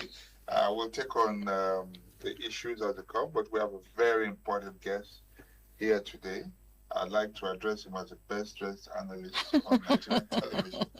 But it's also quite cerebral, and I think that he's going to throw a lot, great light into the topic for the day. True. So let's welcome our guest. He is Barrister Jide Ologun. Barrister Jide Ologun is a legal practitioner, of course, as we all know. And he will be joining us to discuss the issue on the xenophobic attacks. I mean, federal government, if we remember, was saying that South Africa was going to be paying compensations to Nigerians that were brought back home. But South Africa has responded and said, there will be no compensation, and we want to find out what the legal implications will be. You're welcome to the program, Barrister. It's my pleasure. Thank you. And like my co-anchor said, my senior co-anchor said, you are the well-dressed, and of course Nigerians can see that. Thank you for finding time to come, sir. My pleasure. Doctor, I'm going to leave this to you. So, do they owe us anything? Yes, let's start from the moral dimension and the continental affinity. Yeah, I mean, Nigerians, we always refer to the roles we played during the fight against apartheid in South Africa. And Nigeria occupied the front line role then. So it should have been considered that one good turn deserves another. And again, we have what we call the African Court of People's Rights, human rights generally, that matters like this can be presented. That is, if Nigeria wants to go that far. And we have the International Court of Justice, where you can present your case, particularly when they touch on fundamental human rights. And what are these fundamental human rights? And we have the African Declaration on this right freedom of movement, freedom, though subject to the diplomatic requirement. But we are expected to treat one another with love, you know. And apart from those ones I have mentioned, we also have the domestic laws. Nigeria can step into South Africa, even if we suspect that there will be a bias. If you send in your lawyers there, because I doubt if they can just come in and start practicing without having to register with the relevant bodies there, then you can hire sound lawyers in South Africa, because we are talking about properties now, and of course the case of those who were killed is for the state to handle in the criminal justice value chain through thorough investigation, diligent prosecution before a committed judiciary. And but on the issue of destroyed, forfeited properties, they are on two sides. There are properties that are well documented. Even in Nigeria, if, for instance, the government is constructing a road and your property is affected, if that property is not well documented, you are not likely to get compensated for it. And some of the arguments coming from South Africa is that even some of them are in shanties and things like that, you know. So those are legal issues. So for those who are well documented, yes, you can get compensation for them. And I even watched a video of a Nigerian businessman in South Africa who confronted those guys that I'm fully documented. I have paid my tax. In fact, I have employed about 35 of your citizens. You know, so those are the issues, because the South African government also, which is another public relations issue for Nigeria now, is claiming that Nigerians, quite a number of them who come in there, are criminals, you know, and drug, yeah, to, you know, different kinds of things. So there are things to clean up, and all this again can be put on the table of the African Union. And the big question you ask is that how proactive has the African Union been in managing the relationships of member states, you know? And because if you go deeper into the foundation of all this, you realize that even though, like I mentioned earlier, Nigeria supported South Africa to fight apartheid and everything, the essence of fighting for freedom has not been delivered to the majority of citizens in South Africa. And so this exchange may just be a cover-up. The government has not presented prosperity to the majority of the citizens. There is high level of unemployment. In Nigeria? No, in South Africa. South Africa. The margin is still wide between the rich and the poor. So those guys are frustrated. And the next direction to push that frustration, particularly when you consider the impact of influencers, is to say, oh, foreigners are coming here to grab our jobs, because the xenophobic attack is not just against Nigerians, you know, Ugandans and Mozambicans and other foreigners in the country, though limited to Africa this time around, have been attacked. So those are the issues that should concern Africa. And globally speaking, within the continent, I did a research that revealed that the total population of the world is about 8.2 billion, out of which Africa is about 1.5 billion. But the total resources in the world, Africa holds about 40% of the total resources. So we need to ask, why is there poverty in Africa? So even though we parade South Africa as, you know, a strong nation economically, it has not translated to a widespread prosperity. And considering the fact that it was a huge struggle getting freedom from apartheid, some of these guys have been used to the culture of violence. So because, let's throw xenophobia aside, the rate of crime in South Africa is high, you know, even though if they try to cover it, or because the culture has been imbibed that you must force your way to get things done, to make progress and things like that. And then I'm afraid we are advising Nigeria that we also should be very, very careful, because the banditry in the country is already moving people in that direction. That you have to protest for this, you have to fight back, you have to, be aggressive to survive. We call it survivor's mentality. So those are the issues now on the table for the African continent. So, Okay, Barrister, thank you. But let's also look at the compensation. That's what we're talking about today, the legal aspect of the compensation. Federal government seeking for compensation from South Africa government, and they are saying they won't. But you also say that those businesses that were documented, that those businesses could actually get compensation from the South Africa government. But what legal avenues are available to the affected Nigerians if these compensations are denied of them, especially those that are well documented? I've mentioned, so let me just escalate. At the domestic level, which may be the best option, if indeed the judiciary is independent in South Africa.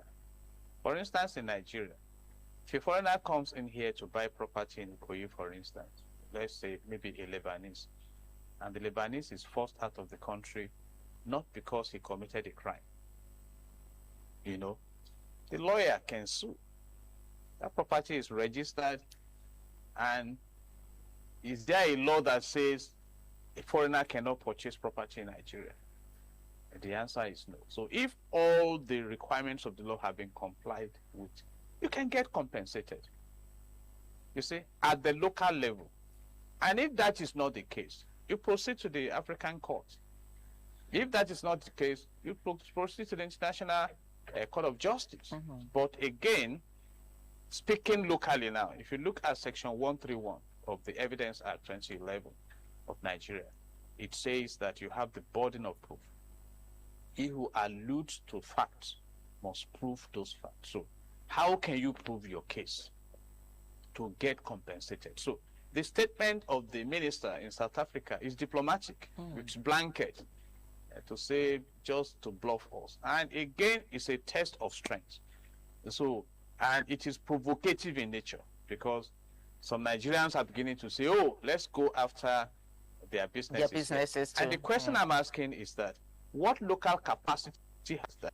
If we go after their businesses and they jump out, how can we cope? Because right now, even with all the service providers, particularly in the telecoms industry, is the network stable? Are we getting maximum service? So it's a thinking time for that upscale your capacity. Upscale your capacity. But I believe these issues can be resolved diplomatically. But it appears that from the body language of South Africa will rather, massage the ego of their citizens. Because politically speaking, South African government has not delivered to this class of people who are protesting. And there's a potential that they can overrun the government. You have seen the videos and everything. So it's like, watch over your tent as we speak right now, Okay, let's look at things from the South African government's point. You recall that first, they're not the ones that said Nigeria should go. Okay? And when some of the governments, I remember Ghana, when they were to evacuate their citizens, they said, please don't take them away. Governments on their own decided, for very good reasons, obviously, you can't watch your people just die, to evacuate their citizens. So, I come back to the first question that I asked you. I understand a bit about well-documented citizens. I don't think that's a big issue right now. Why I say it's not a big issue is that if you're well-documented, we live in a country, even without the government, you can fight your battles legally, because you are not illegal. You pay your taxes. You have all the required papers there, and so you can get a lawyer if you can, like you say, prove your case, and then you can find out who the criminals are. You can go after them. If you don't go after them, it's probably be a case of a non-soldier.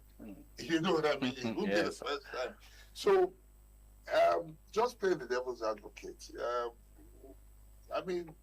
we didn't ask you to go. Why should we be responsible for? I mean, we didn't tell you to go. You came, you evacuated your citizens. That is do you want us to pay for the airfare or what? What are you asking? No, for the air, you see, it's controversial. The government did not ask them to go, but the citizens started killing them. Isn't it happening in Nigeria? Yes. Are we not being killed by our citizens? Yes, you know, I mentioned that we should watch the culture of violence that we are grooming. Also grooming here in Nigeria. Even here, we're not getting compensated for being killed every day and being displaced from our ancestral lands. It's again a level of injustice that we are dealing with locally. But that is not the subject for today. So, by body language, South Africa is, you see, the South African government could have done more to clamp down on xenophobia. But they have not, beyond paying lip service. That's my opinion. Because it's just the same thing going on in Nigeria. The terrorists, the government can manage the terrorists in 3 months. If the political will is there, but the political will is not there. So it now took Donald Trump to come from America with full soldiers and equipment and everything to kill the second in command of ISIS, al-Manuki, and about 200 ISIS fighters. That is causing a table-shaking effect within the global ISIS right now. Not because Donald Trump loves Nigeria, but because he's fighting the terrorists far away to ensure that they don't even think of coming back to America to do what Osama bin Laden do. So you see a nation that is protecting her citizens, both at home and abroad. And that is the case here now. That's the case. So, because let's even leave the aspect of they didn't ask them to go. The government has brought them. So what are they coming to do? We also have the high rate of unemployment in Nigeria. We have inflation that is around 16% right now. We have different kind of issues here, security and all. Some of them forced some of these citizens of Nigeria to leave the country, and whether documented or undocumented. So, but unfortunately, after some of them have settled down, the same virus pushed their host to say no. And it says something to your people are industrious. They can make great things happen. Create the enabling environment for them. Anywhere Nigerians get to in the world, they thrive if the environment is available. Now the environment has become hostile in South Africa. That is why they are being forced out. You see? So those are my concerns. Have you read that the citizens of Switzerland are asked to leave an African country? I mean, doctor. Or the citizens of Australia are suffering of attack somewhere. Or citizens of Norway that has the biggest sovereign wealth in the world, $22.2 trillion US. So with their citizens now be running around the world to survive. So these are issues of concern for us.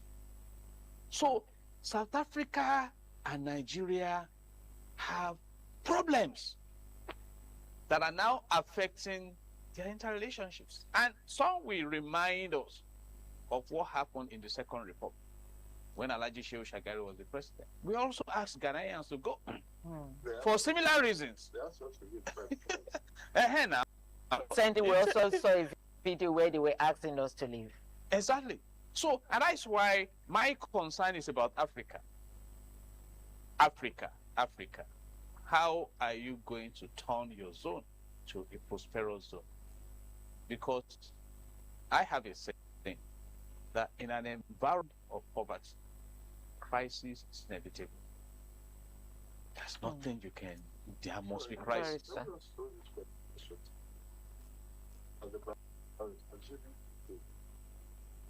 The federal government were to ask you, and you were to take on the cases, what would be the grounds for compensation? You know, what would be the grounds for asking for compensation if you think we need to ask? And how would you advise that we go about it? Fundamental human rights.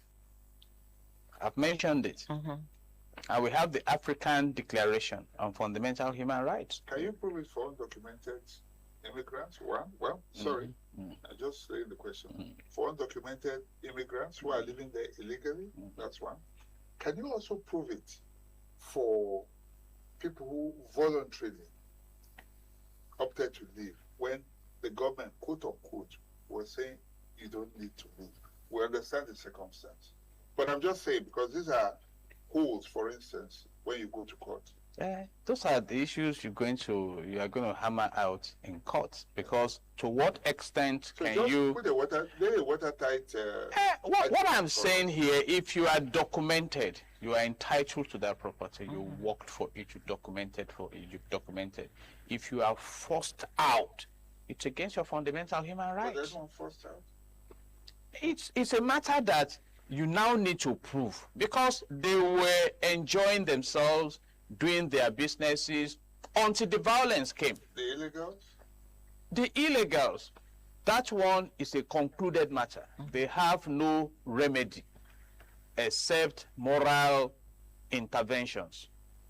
And it's a global concept. Are there cases of those who are legally, who are not illegals, who, do you know of any that were evacuated?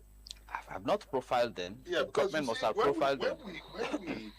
When we make an argument like that, and it's important for us to look at it holistically, you know, rather than being sentimental from looking at it because we're Nigerians. I had the opportunity of interviewing one of them. He's lived in South Africa for 18 years. He was undocumented. In fact, we would have had him on the phone by, I think, for already the other level. He was undocumented for 18 years. You know, I'm not going to mention what he does now. I don't want to. So, and he's lived there for all his while. No criminal records, which is okay. But that, I don't think that's even sufficient in law. You understand what I'm saying? And then, in coming back, he had to leave because he had acquired properties and all that. He lost goods worth over, or had to abandon goods worth over 200,000 rands. And that's a couple of millions. It's not a joke. But he could only come back with, it was reduced to only 23 kg. That's the part that most people are not even thinking about. Nobody remembers that the people are coming. Are only coming. The government says you can only come with 23 kg. You can't carry your property on your head, everything on your mind. You get what I'm saying? So that is a dilemma of these people. But the issue is, many go, they overstay. We go to America, we overstay. We go to Germany, we overstay. We go to Italy, go to South Africa, we overstay. Don't they have a right to say that if you're not, I mean, I just want us to look at it holistically, you know, that if you don't get your documents right, you cannot, you know, we shouldn't be too out of it. You know, on the scale of law, yes, that's even equity, which is to prevent injustice. Yeah, but if you're coming for equity, you must come with clean hands. So legality is illegality. You don't, because you found your aircraft and your passport is fake, your visa is fake. So the air hostess should just leave you alone. It's not done. There's what we call voluntary kind of risk in law. In the scripture, it's in two houses, one on the and one on the sand. The storm will come. The one on the sand will collapse. One on the rock. And that's why anything I want to do, I want to lay solid foundation. You know, on my 14th year of law practice, I showed interest in public relations. I didn't just jump in there. I went back to school. To earn all the, and by today, by the grace of God, I'm a fellow of the institute. And it played out when I was contesting for an office. Somebody said, "Oh, how can a lawyer come and lead?" This found out. And the persons, but that is how I want to live my life. But all recall that recently in Nigeria, a federal minister had to resign from office because he presented a fake certificate. So we also educate the citizens. See, if sentiments hold water in court, then we don't need the judicial system. No? And so these are practical issues. I feel for them, sincerely speaking. I feel for them. And on whether they can return when God's moving in and the family out of Gomorrah, Sodom and Gomorrah, he told them, flee for it. The wife got to a point and started remembering it and everything. She became a pillar of salt. I was in the US on vacation, and I kept on buying and buying and buying and buying and buying. And I got to the airport, they showed me allowed kg. Thank God my younger one followed me to the airport. They are patronizing. They won't look, they just point to the weigh scale, go and weigh your whatever you have bought.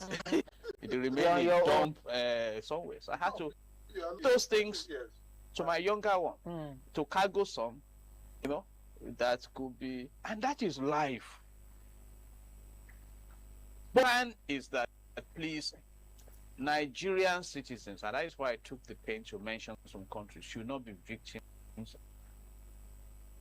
This country should be the chess country, and our leaders are listening. It's a matter of conscientious leadership. We have now, we have the oil theft going on, we have the illegal mining going on, we have the lithium cartel, because lithium is even at the advanced stage of wealth creation. God has blessed us. You know, for South Africa, they have their own pains. They have their own pains. You know, so Africa should wake up. It's time to create prosperity that will reach the majority, not the minority. I'm still disturbed that in a population of about 230 million citizens, about 143 million are within the multifaceted poverty window. Sure. It's disturbing. Barrister, that's actually very disturbing. But let's look at those Nigerians that were killed in South Africa, Doctor. Talk about them. What rights have to them? We have an court of justice. There is an adage in my area that you say if the government will arrest you, you want that person. Don't let anybody kill you. Because the government is busy with something else. And those who are killed at home, how far? Just like Doctor said. Yeah, but don't you think that justice can, you know, the South African judicial system, don't you think that we could get justice there? And I have to admit that South Africans have brilliant lawyers, and let me say why. They've gone to the ICJ and argued cases in recent times, some of which I'm sure you're aware of, and won them very boldly, you know, taking bold steps. And so their lawyers are simply very good. The judicial system, I have to say, is also, I don't know, do you think that we can get justice within that system, or is it that they all feel the same way about foreigners, and so mice may not get justice in the court of cats? Justice is not served on the platter of, you know, so you really have to, and I agree with you, there are brilliant lawyers that can be engaged, and I already mentioned that, but who will engage them? You know what I mean? we engage them. Is that what our So- government needs to do? Do If we have a government that can do that? we have a government, whether they will do that, Whether or they not, want to but do I don't that. know. I know I didn't say we have a government that can do that. I'm willing to do that. I cannot hold brief for the government. That is what the government should be doing. Yeah. Okay, barrister, as a barrister, I want to find out what are the roles that a diplomatic protection can play in such disputes. Within the AU, we have the conflict resolution mechanism. So how well do we engage them in Africa?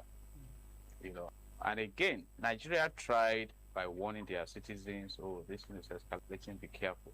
America does that, if you have noticed. They will warn their citizens, number of states not to visit. And we will be shouting from here, hey, why are they? Because the intelligence is super. Look at what happened recently.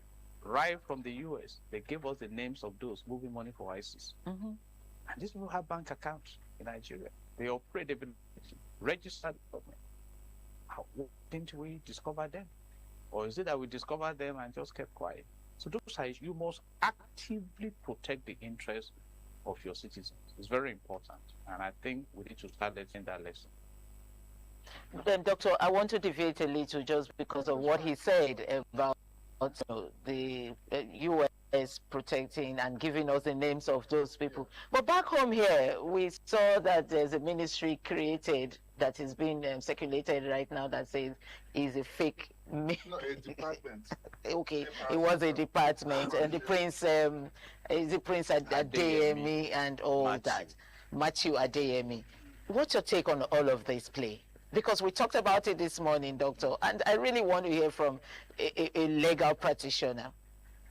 Is it that it was actually fake? Because we saw pictures circulating where he was taking pictures with the Vice President, Abike Dabiri, after he said things, so was that illegal? It's a function of denial. You have prima facie evidence that agents existed, because it's likely to have been shut down by now. And there are several questions to ask. The most shocking of it being that Tani Mola, who reportedly facilitated the appointment letter from the president, because Prince Matthew is saying the agency is legitimate, that he paid to be appointed as the DJ.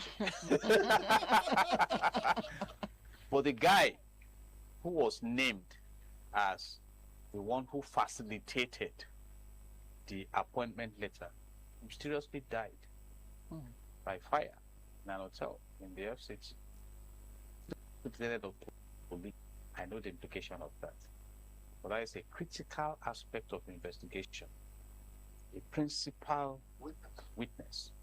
You see, so, but is anyone surprised that these things are happening in Nigeria?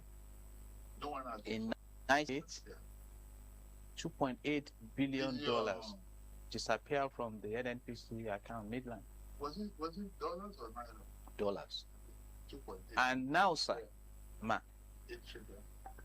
a panel of inquiry was set up.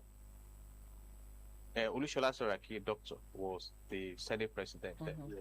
And they said nothing happened, but that NNPC had some issues of concern. At the end of the day, and as at that time, Muhammadu Buhari was the Minister of Petroleum and Mineral Resources. Olusegun Obasanjo was the military head of state. You see, and many are wondering why Shagari was kicked out of office, I think on the 31st of December, 1983 or so. No, was it 1983 or so? It was, it started, it was Buhari that now came. And today, Senator Shomole has labeled the NNPC as a house of thieves because he's asking that they should come and account for 210 trillion naira between 17 and 2022 or so. And some senators are saying they are not interested in it. So we have these bunches of scams, different kinds of gates, the Ikoyi gate, this one and that. Do you know how much was spent to turn around the moribund refineries? So we have all, and that is why I keep talking about prosperity. And what Section 16 of the Nigerian Constitution 1999 as amended says is that it should be managed and the means of creating wealth is not concentrated in the hands of a few. And Section 15 of Section 5 says that the state shall abolish corrupt practices and abuse of office. So this Gbajabiamila gate now is a tough one because if the government has to rock the boat of so some people foresee a lot of and Nigeria characteristically, which we all know, maybe by next week, a different thing altogether. Because right now, even remember that properties worth around 10 billion naira were recovered from Malam, number one law officer in the country. How many remember Rika? You know, food all of us with here, Nigeria, you know. But fortunately, on the scale of justice, the former Minister of Power, Maman also, has been jailed for 75 years, you know, for batching the funds meant for the Mambila and Zungeru. So you have all these scams. And America has told us those behind illegal mining. And when the federal minister, Honorable Delaleke, was going to come in, he said powerful people are behind illegal mining in Nigeria. So who are these powerful people? And some have argued, while profiling the insecurity, that it's not religious in any nature or even political, it's economic. Because those big-time miners go wipe up the societies so that they can have a free flow of their illegal activities, fly our resources out of the country, make huge money. And that's why I keep asking, why is it that we arrest those who are carrying jerry cans of crude oil, this one? Who are their sponsors? In policing, we say every crime leaves a footprint, except you don't want to trace it. So these are issues of our time. Doctor, let me quickly take you on Barrister, let me quickly also take you on Gbajabiamila's gate. Okay, so as at this morning, we heard that the princess and father has been arrested. Is that legally right? Do they have the right to arrest the father of the princess? Not at all. Under the criminal justice, you know, it's if their lawyer should be able to prove that the father has no business with the crime of the law has been amended, you know, if you even look at the Police Act. But, you know, government is government. Government is government. Doctor, let me leave you to that. Totally wrong. Yeah, so, except for the purpose of investigation. That, okay, we understand maybe he paid some money into your account, but if solely just to get at the suspect, the government should know where to find these people now. Faruk, the former minister under Buhari of poverty alleviation and humanitarian affairs, they said they are looking for her. So if you are looking for Jide Ologun, how long will it take government to locate Jide Ologun? And that is why, again, on the scale of public relations, some Nigerians have surrendered that there is no justice in this land. The justice system is for the poor. That when the high and mighty are involved, they know how to escape. When they were looking for Maina under Buhari, I advised them, why are you bothering us? Go to Niger Republic now. You will find him there. And he was found. You know, so these are all the issues, you know. Yeah, okay, so I don't know if you're aware of IMF's allegation about trillion that they said was mismanaged or whatever. Not under the last. Not featured in the budget. In the budget. Yes. Yes. And the immediate reaction of the Minister of Finance was to dismiss it and say, you know, that you know, everything was properly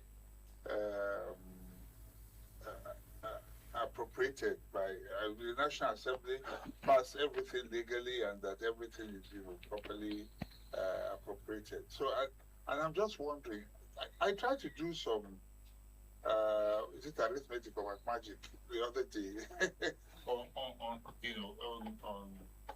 on air, I want to repeat it here because sometimes when we mention it's like dead bodies. When we say 10 people died, 200 people were killed.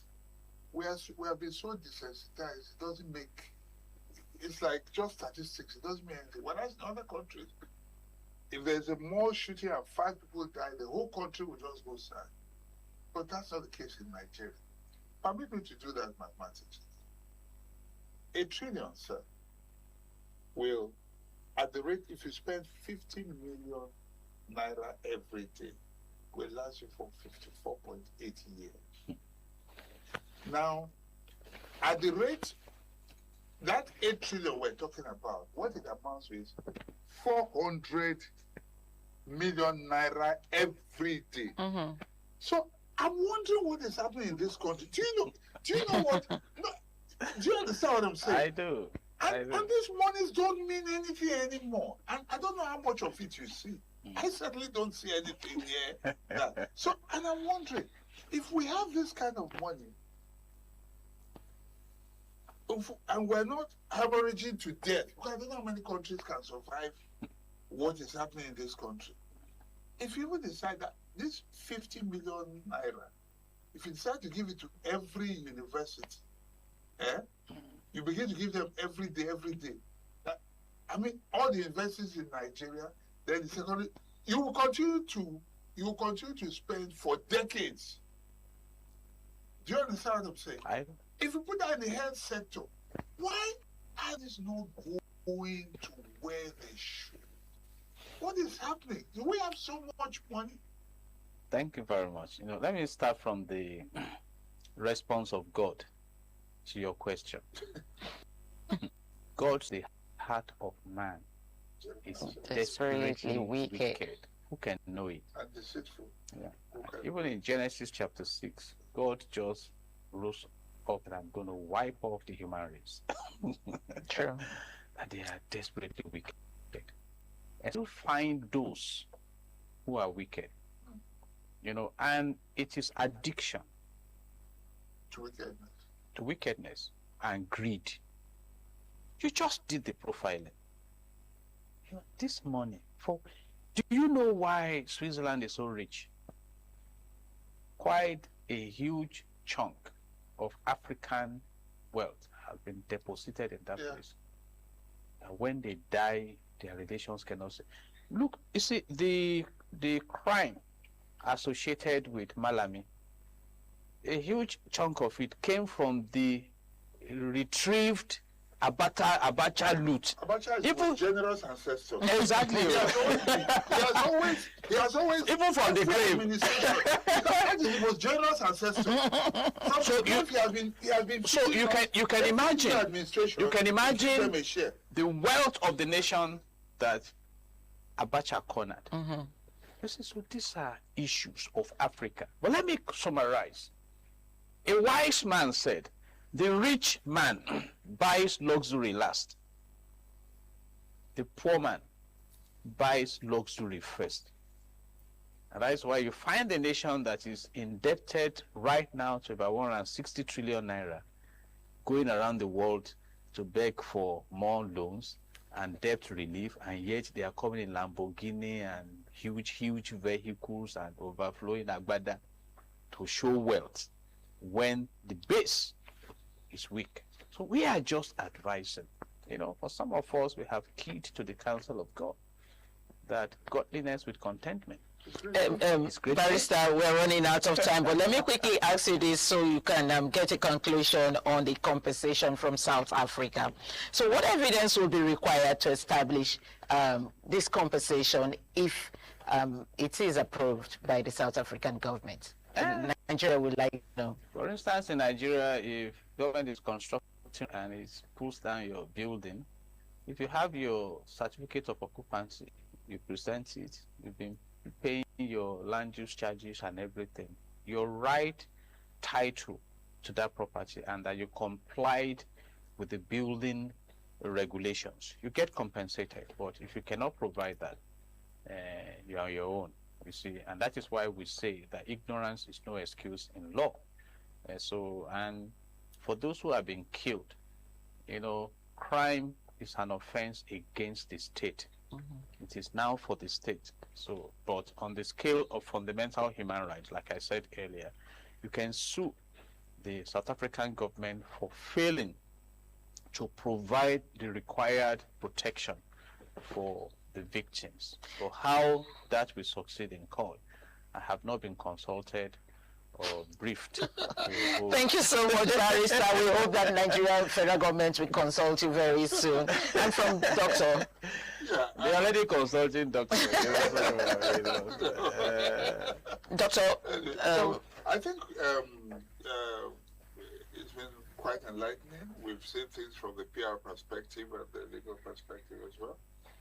But the conversation continues. Thank you very much for coming. You're welcome. Thank you, Barrister. And Doctor, thank you so much. Barrister, we always want you to come back to, give us more enlightenment on different legal aspects of things that are going on. And to our viewers out there, thank you for watching this morning on ITV from our Lagos Network studio. Yes, we're taking you back to Benin, where this program will continue from.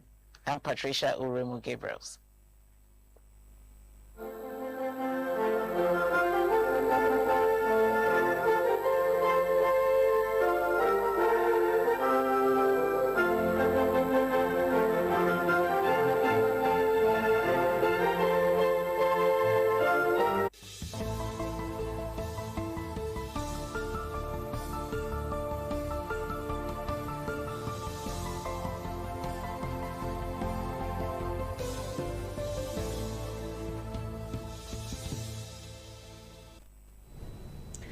Good morning and welcome to the news update at this hour. I am Amara Chukwu Azuka. Edo State government has issued a 24 hours notice to traders operating under the high tension power lines at Ego Markets in Ego local government area to remove their structures ahead of a planned demolition exercise slated for Tuesday this week. The Deputy Governor of Edo State, Right Honorable Dennis Idahosa, handed down the directive during an on-the-spot assessment visit to the area. Deborah Ogbainfo has details. The visit of the State Deputy Governor, Right Honorable Idahosa, and his entourage to the area was necessitated by the recent fire incident on the power line, which claimed one life and destroyed some property under the high tension.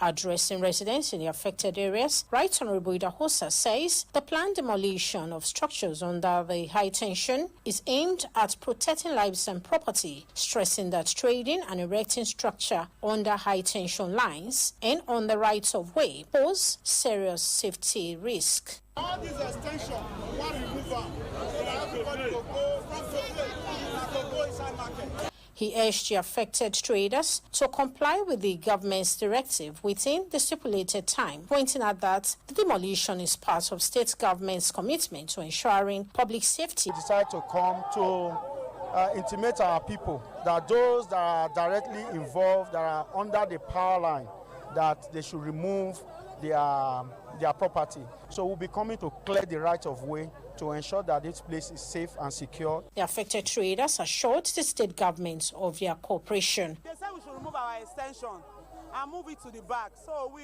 are going to concur to what Deputy Governor has said. Governor say anything where they directly under the power line, I go come out. That make us happy. At least not small damage. The general market is very happy because they were afraid. Majority were afraid that they would demolish everything, but there is consideration. The State Commissioner for Fiscal Planning and Urban Development, Barrister Vincent Uwajai, and the Managing Director, Edo State Development and Building Control Agency, Mr. Darlington Igabali, and other top government officials accompanied the Deputy Governor to the area. In Benin, Deborah Ubefun, ITV News. Moving on. Coalition of civil society organizations in collaboration with the Department of State Security Services on Monday staged a protest in Benin over worsening insecurity in the state. Jonah Omorora, who was at the museum ground, King's Square, Benin City, venue of the peaceful protest, has details. Let us say no to party. I don't find talk. Party what you they do.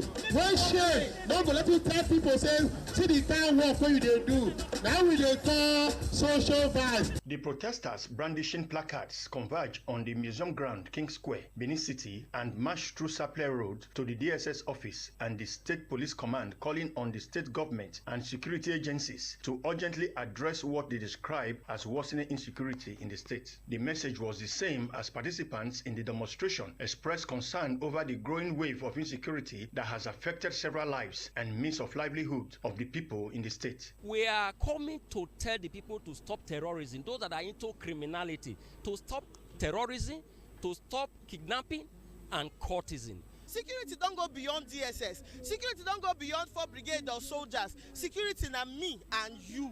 As you are fully aware that banditry, kidnapping have taken over the space of our country. We can no longer sleep with 2 of our eyes closed. Security is the business of everybody. Now me and you, now get security wahala. All these big men, they not got problem. They see money carry police, carry army. We are here to say no to kidnapping, banditry, any manner of terrorism. We are saying enough is enough. Attempts to get the attention of the Director DSS and the State Commissioner of Police to address the protesters were unsuccessful as they declined comments. From Benin, Jonah Omowa, ITV News. And lastly, on the news updates, the federal government will receive another batch of 270 Nigerians returning voluntarily from South Africa on Wednesday.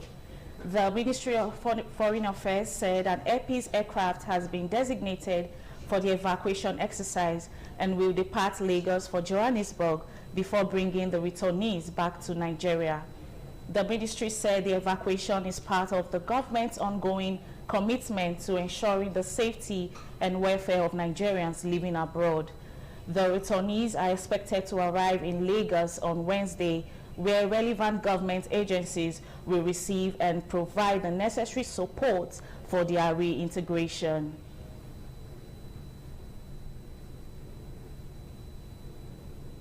And that ends the news at this hour. Thank you for watching. I am Amarachukwu Azuka. Good morning.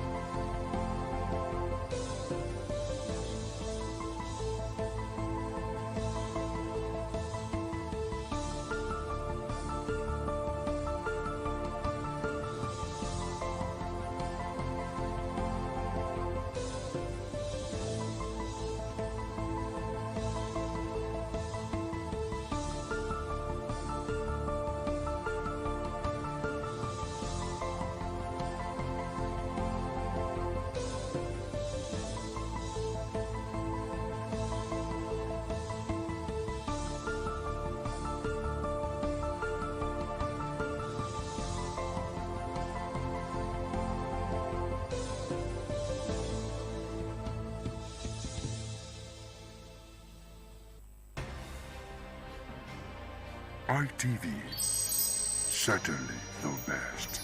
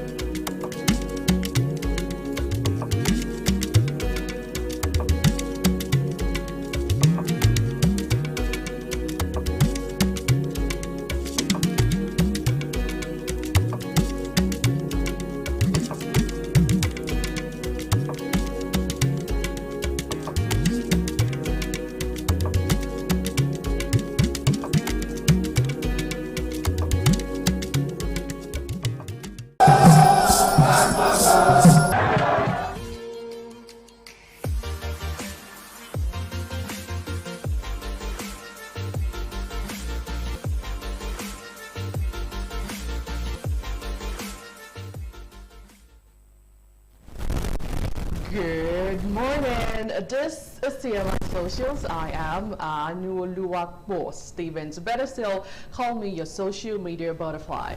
Now, our video of the day is an old clip that resurfaced online yesterday where activist Haijana Hatu Mohammed narrated the ordeal of how Boko Haram started in Nigeria. Let's take a look. The irresponsibility of the political elite by cashing in on this poverty. We all know what started Boko Haram.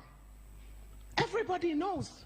It was started in Borno by the then Borno governor, Ali Sharif. He is still roaming the streets freely. Yes. When Yusuf was caught alive, who created it? The ECOMOG. Who created the ECOMOG? We have to look at the root cause in order to find a solution. The root cause of that problem, as we know it today, is Ali Sharif. He used them for his own political machinery. He armed them as his political thugs. He even made one of them a commissioner. But they became too powerful.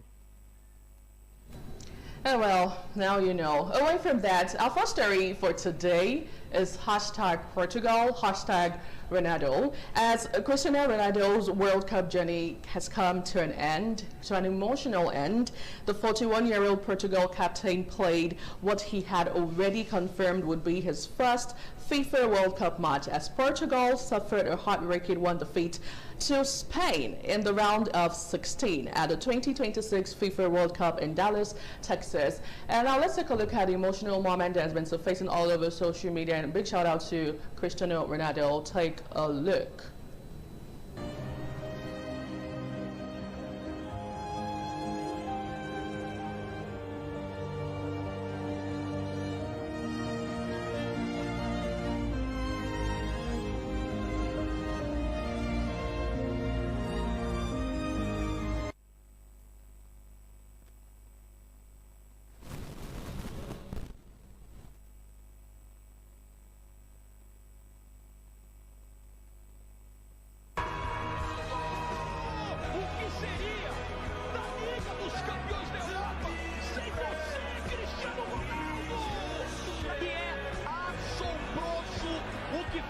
Cristiano Ronaldo na Liga dos Campeões. O Cristiano Ronaldo, ele está carregando sons.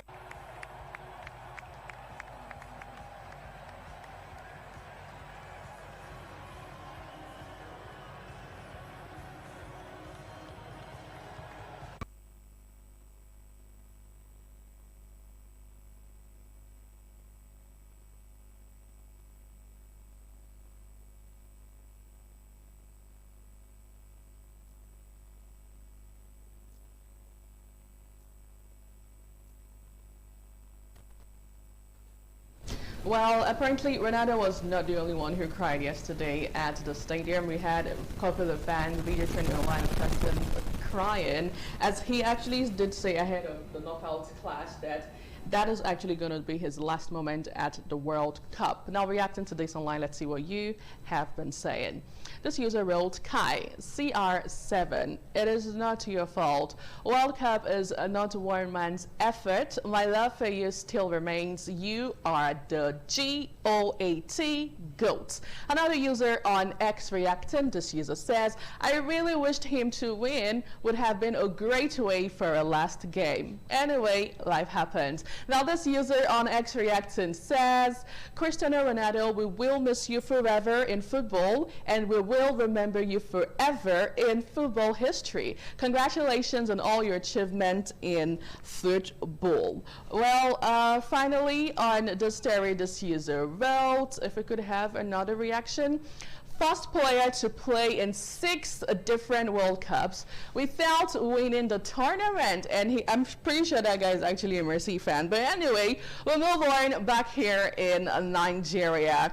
Now, President Bola Tinubu, former President Olusegun Obasanjo, former head of state Yakubu Gowon, and the Chief of Army Staff, Lieutenant Wahid Shaibu, were among the dignitaries at the grand finale of the Nigerian Army Day celebration 2026. Now, the week-long event with the theme Protecting the Nation and Serving the People, a way forward for the Nigerian Army held in Port Harcourt, Rivers State, was climaxed with several activities. Now, speaking about activities, netizens are still trending and actually reacting to that interesting moment of display of rescue by the Nigerian Army Aviation at the NADCEL 2026. Let's take a look.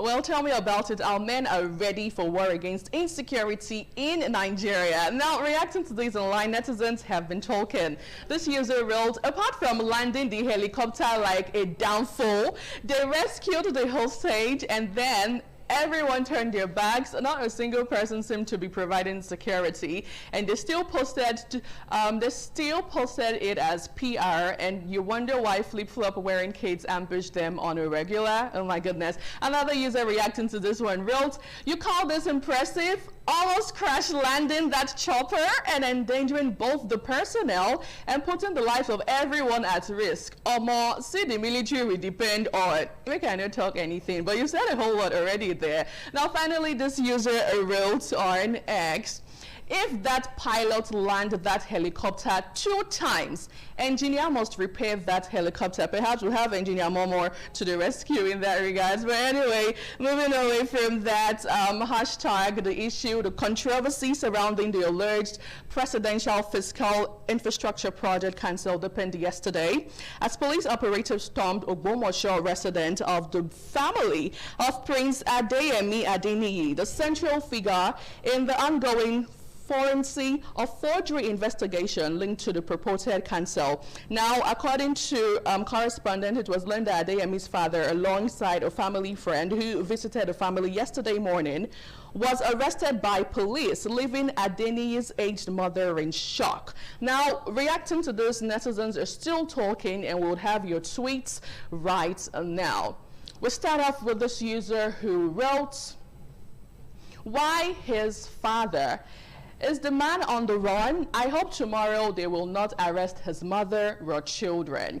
Another user reacting to this says, "When will they arrest Baja, that's Gbajabiamila, and his father too?" Good question. Well, still on the story, this user wrote, "What concerns the father in this issue? They are looking for a scapegoat to take the fall.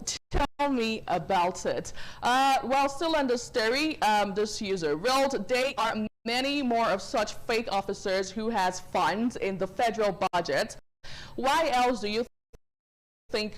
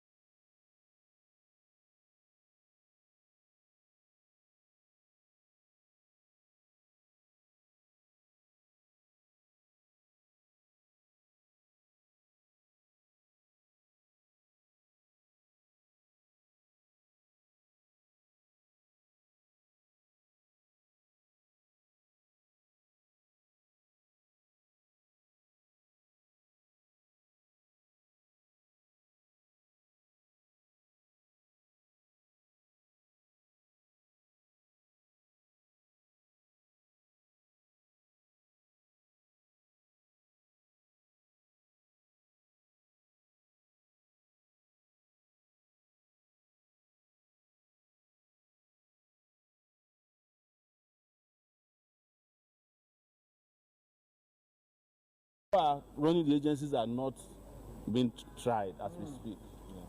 I'm not talking about the guy who started. I'm talking about the people who he was paying money to, who are putting him in their budgets. So you are living in that country. So you must, regardless of the hardship, we must resist the urge to be silent. I can't even imagine it, you know. And sometimes I honestly wish that Nigerians understand the power that they have. But it's not my job to force you to exercise your power. But it's my own duty to force myself to exercise my own powers to the best of my ability and regardless of the risks that are involved in it. So you can trust that one, regardless of... Okay, well, how did you take this online? This user wrote on X. Ignorant people are hailing Sowore because they don't know he is a double agent and controlled opposition. He can criticize Baja, but what about Tinubu, who is his boss? Another user reacting to that trending video says, we still have a very long way to go. To every citizen exercises their rights and obligations within scrutinized and corrupted environments. Protect your ambitious goals, stay alive to witness new nation that would soon be emerged. Okay, whatever that means. This user says on X still, that's how they will hail Sowore to prison. We have seen the script time without number. Anyone who carry camera can say whatever they like, but when time to back up, then worry about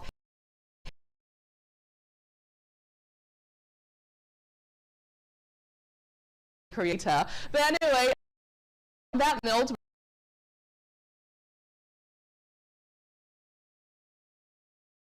from all of us on This Morning on ITV, Lagos, Abuja, and right here in Edo State. We'll see you again tomorrow. Please stay safe and goodbye.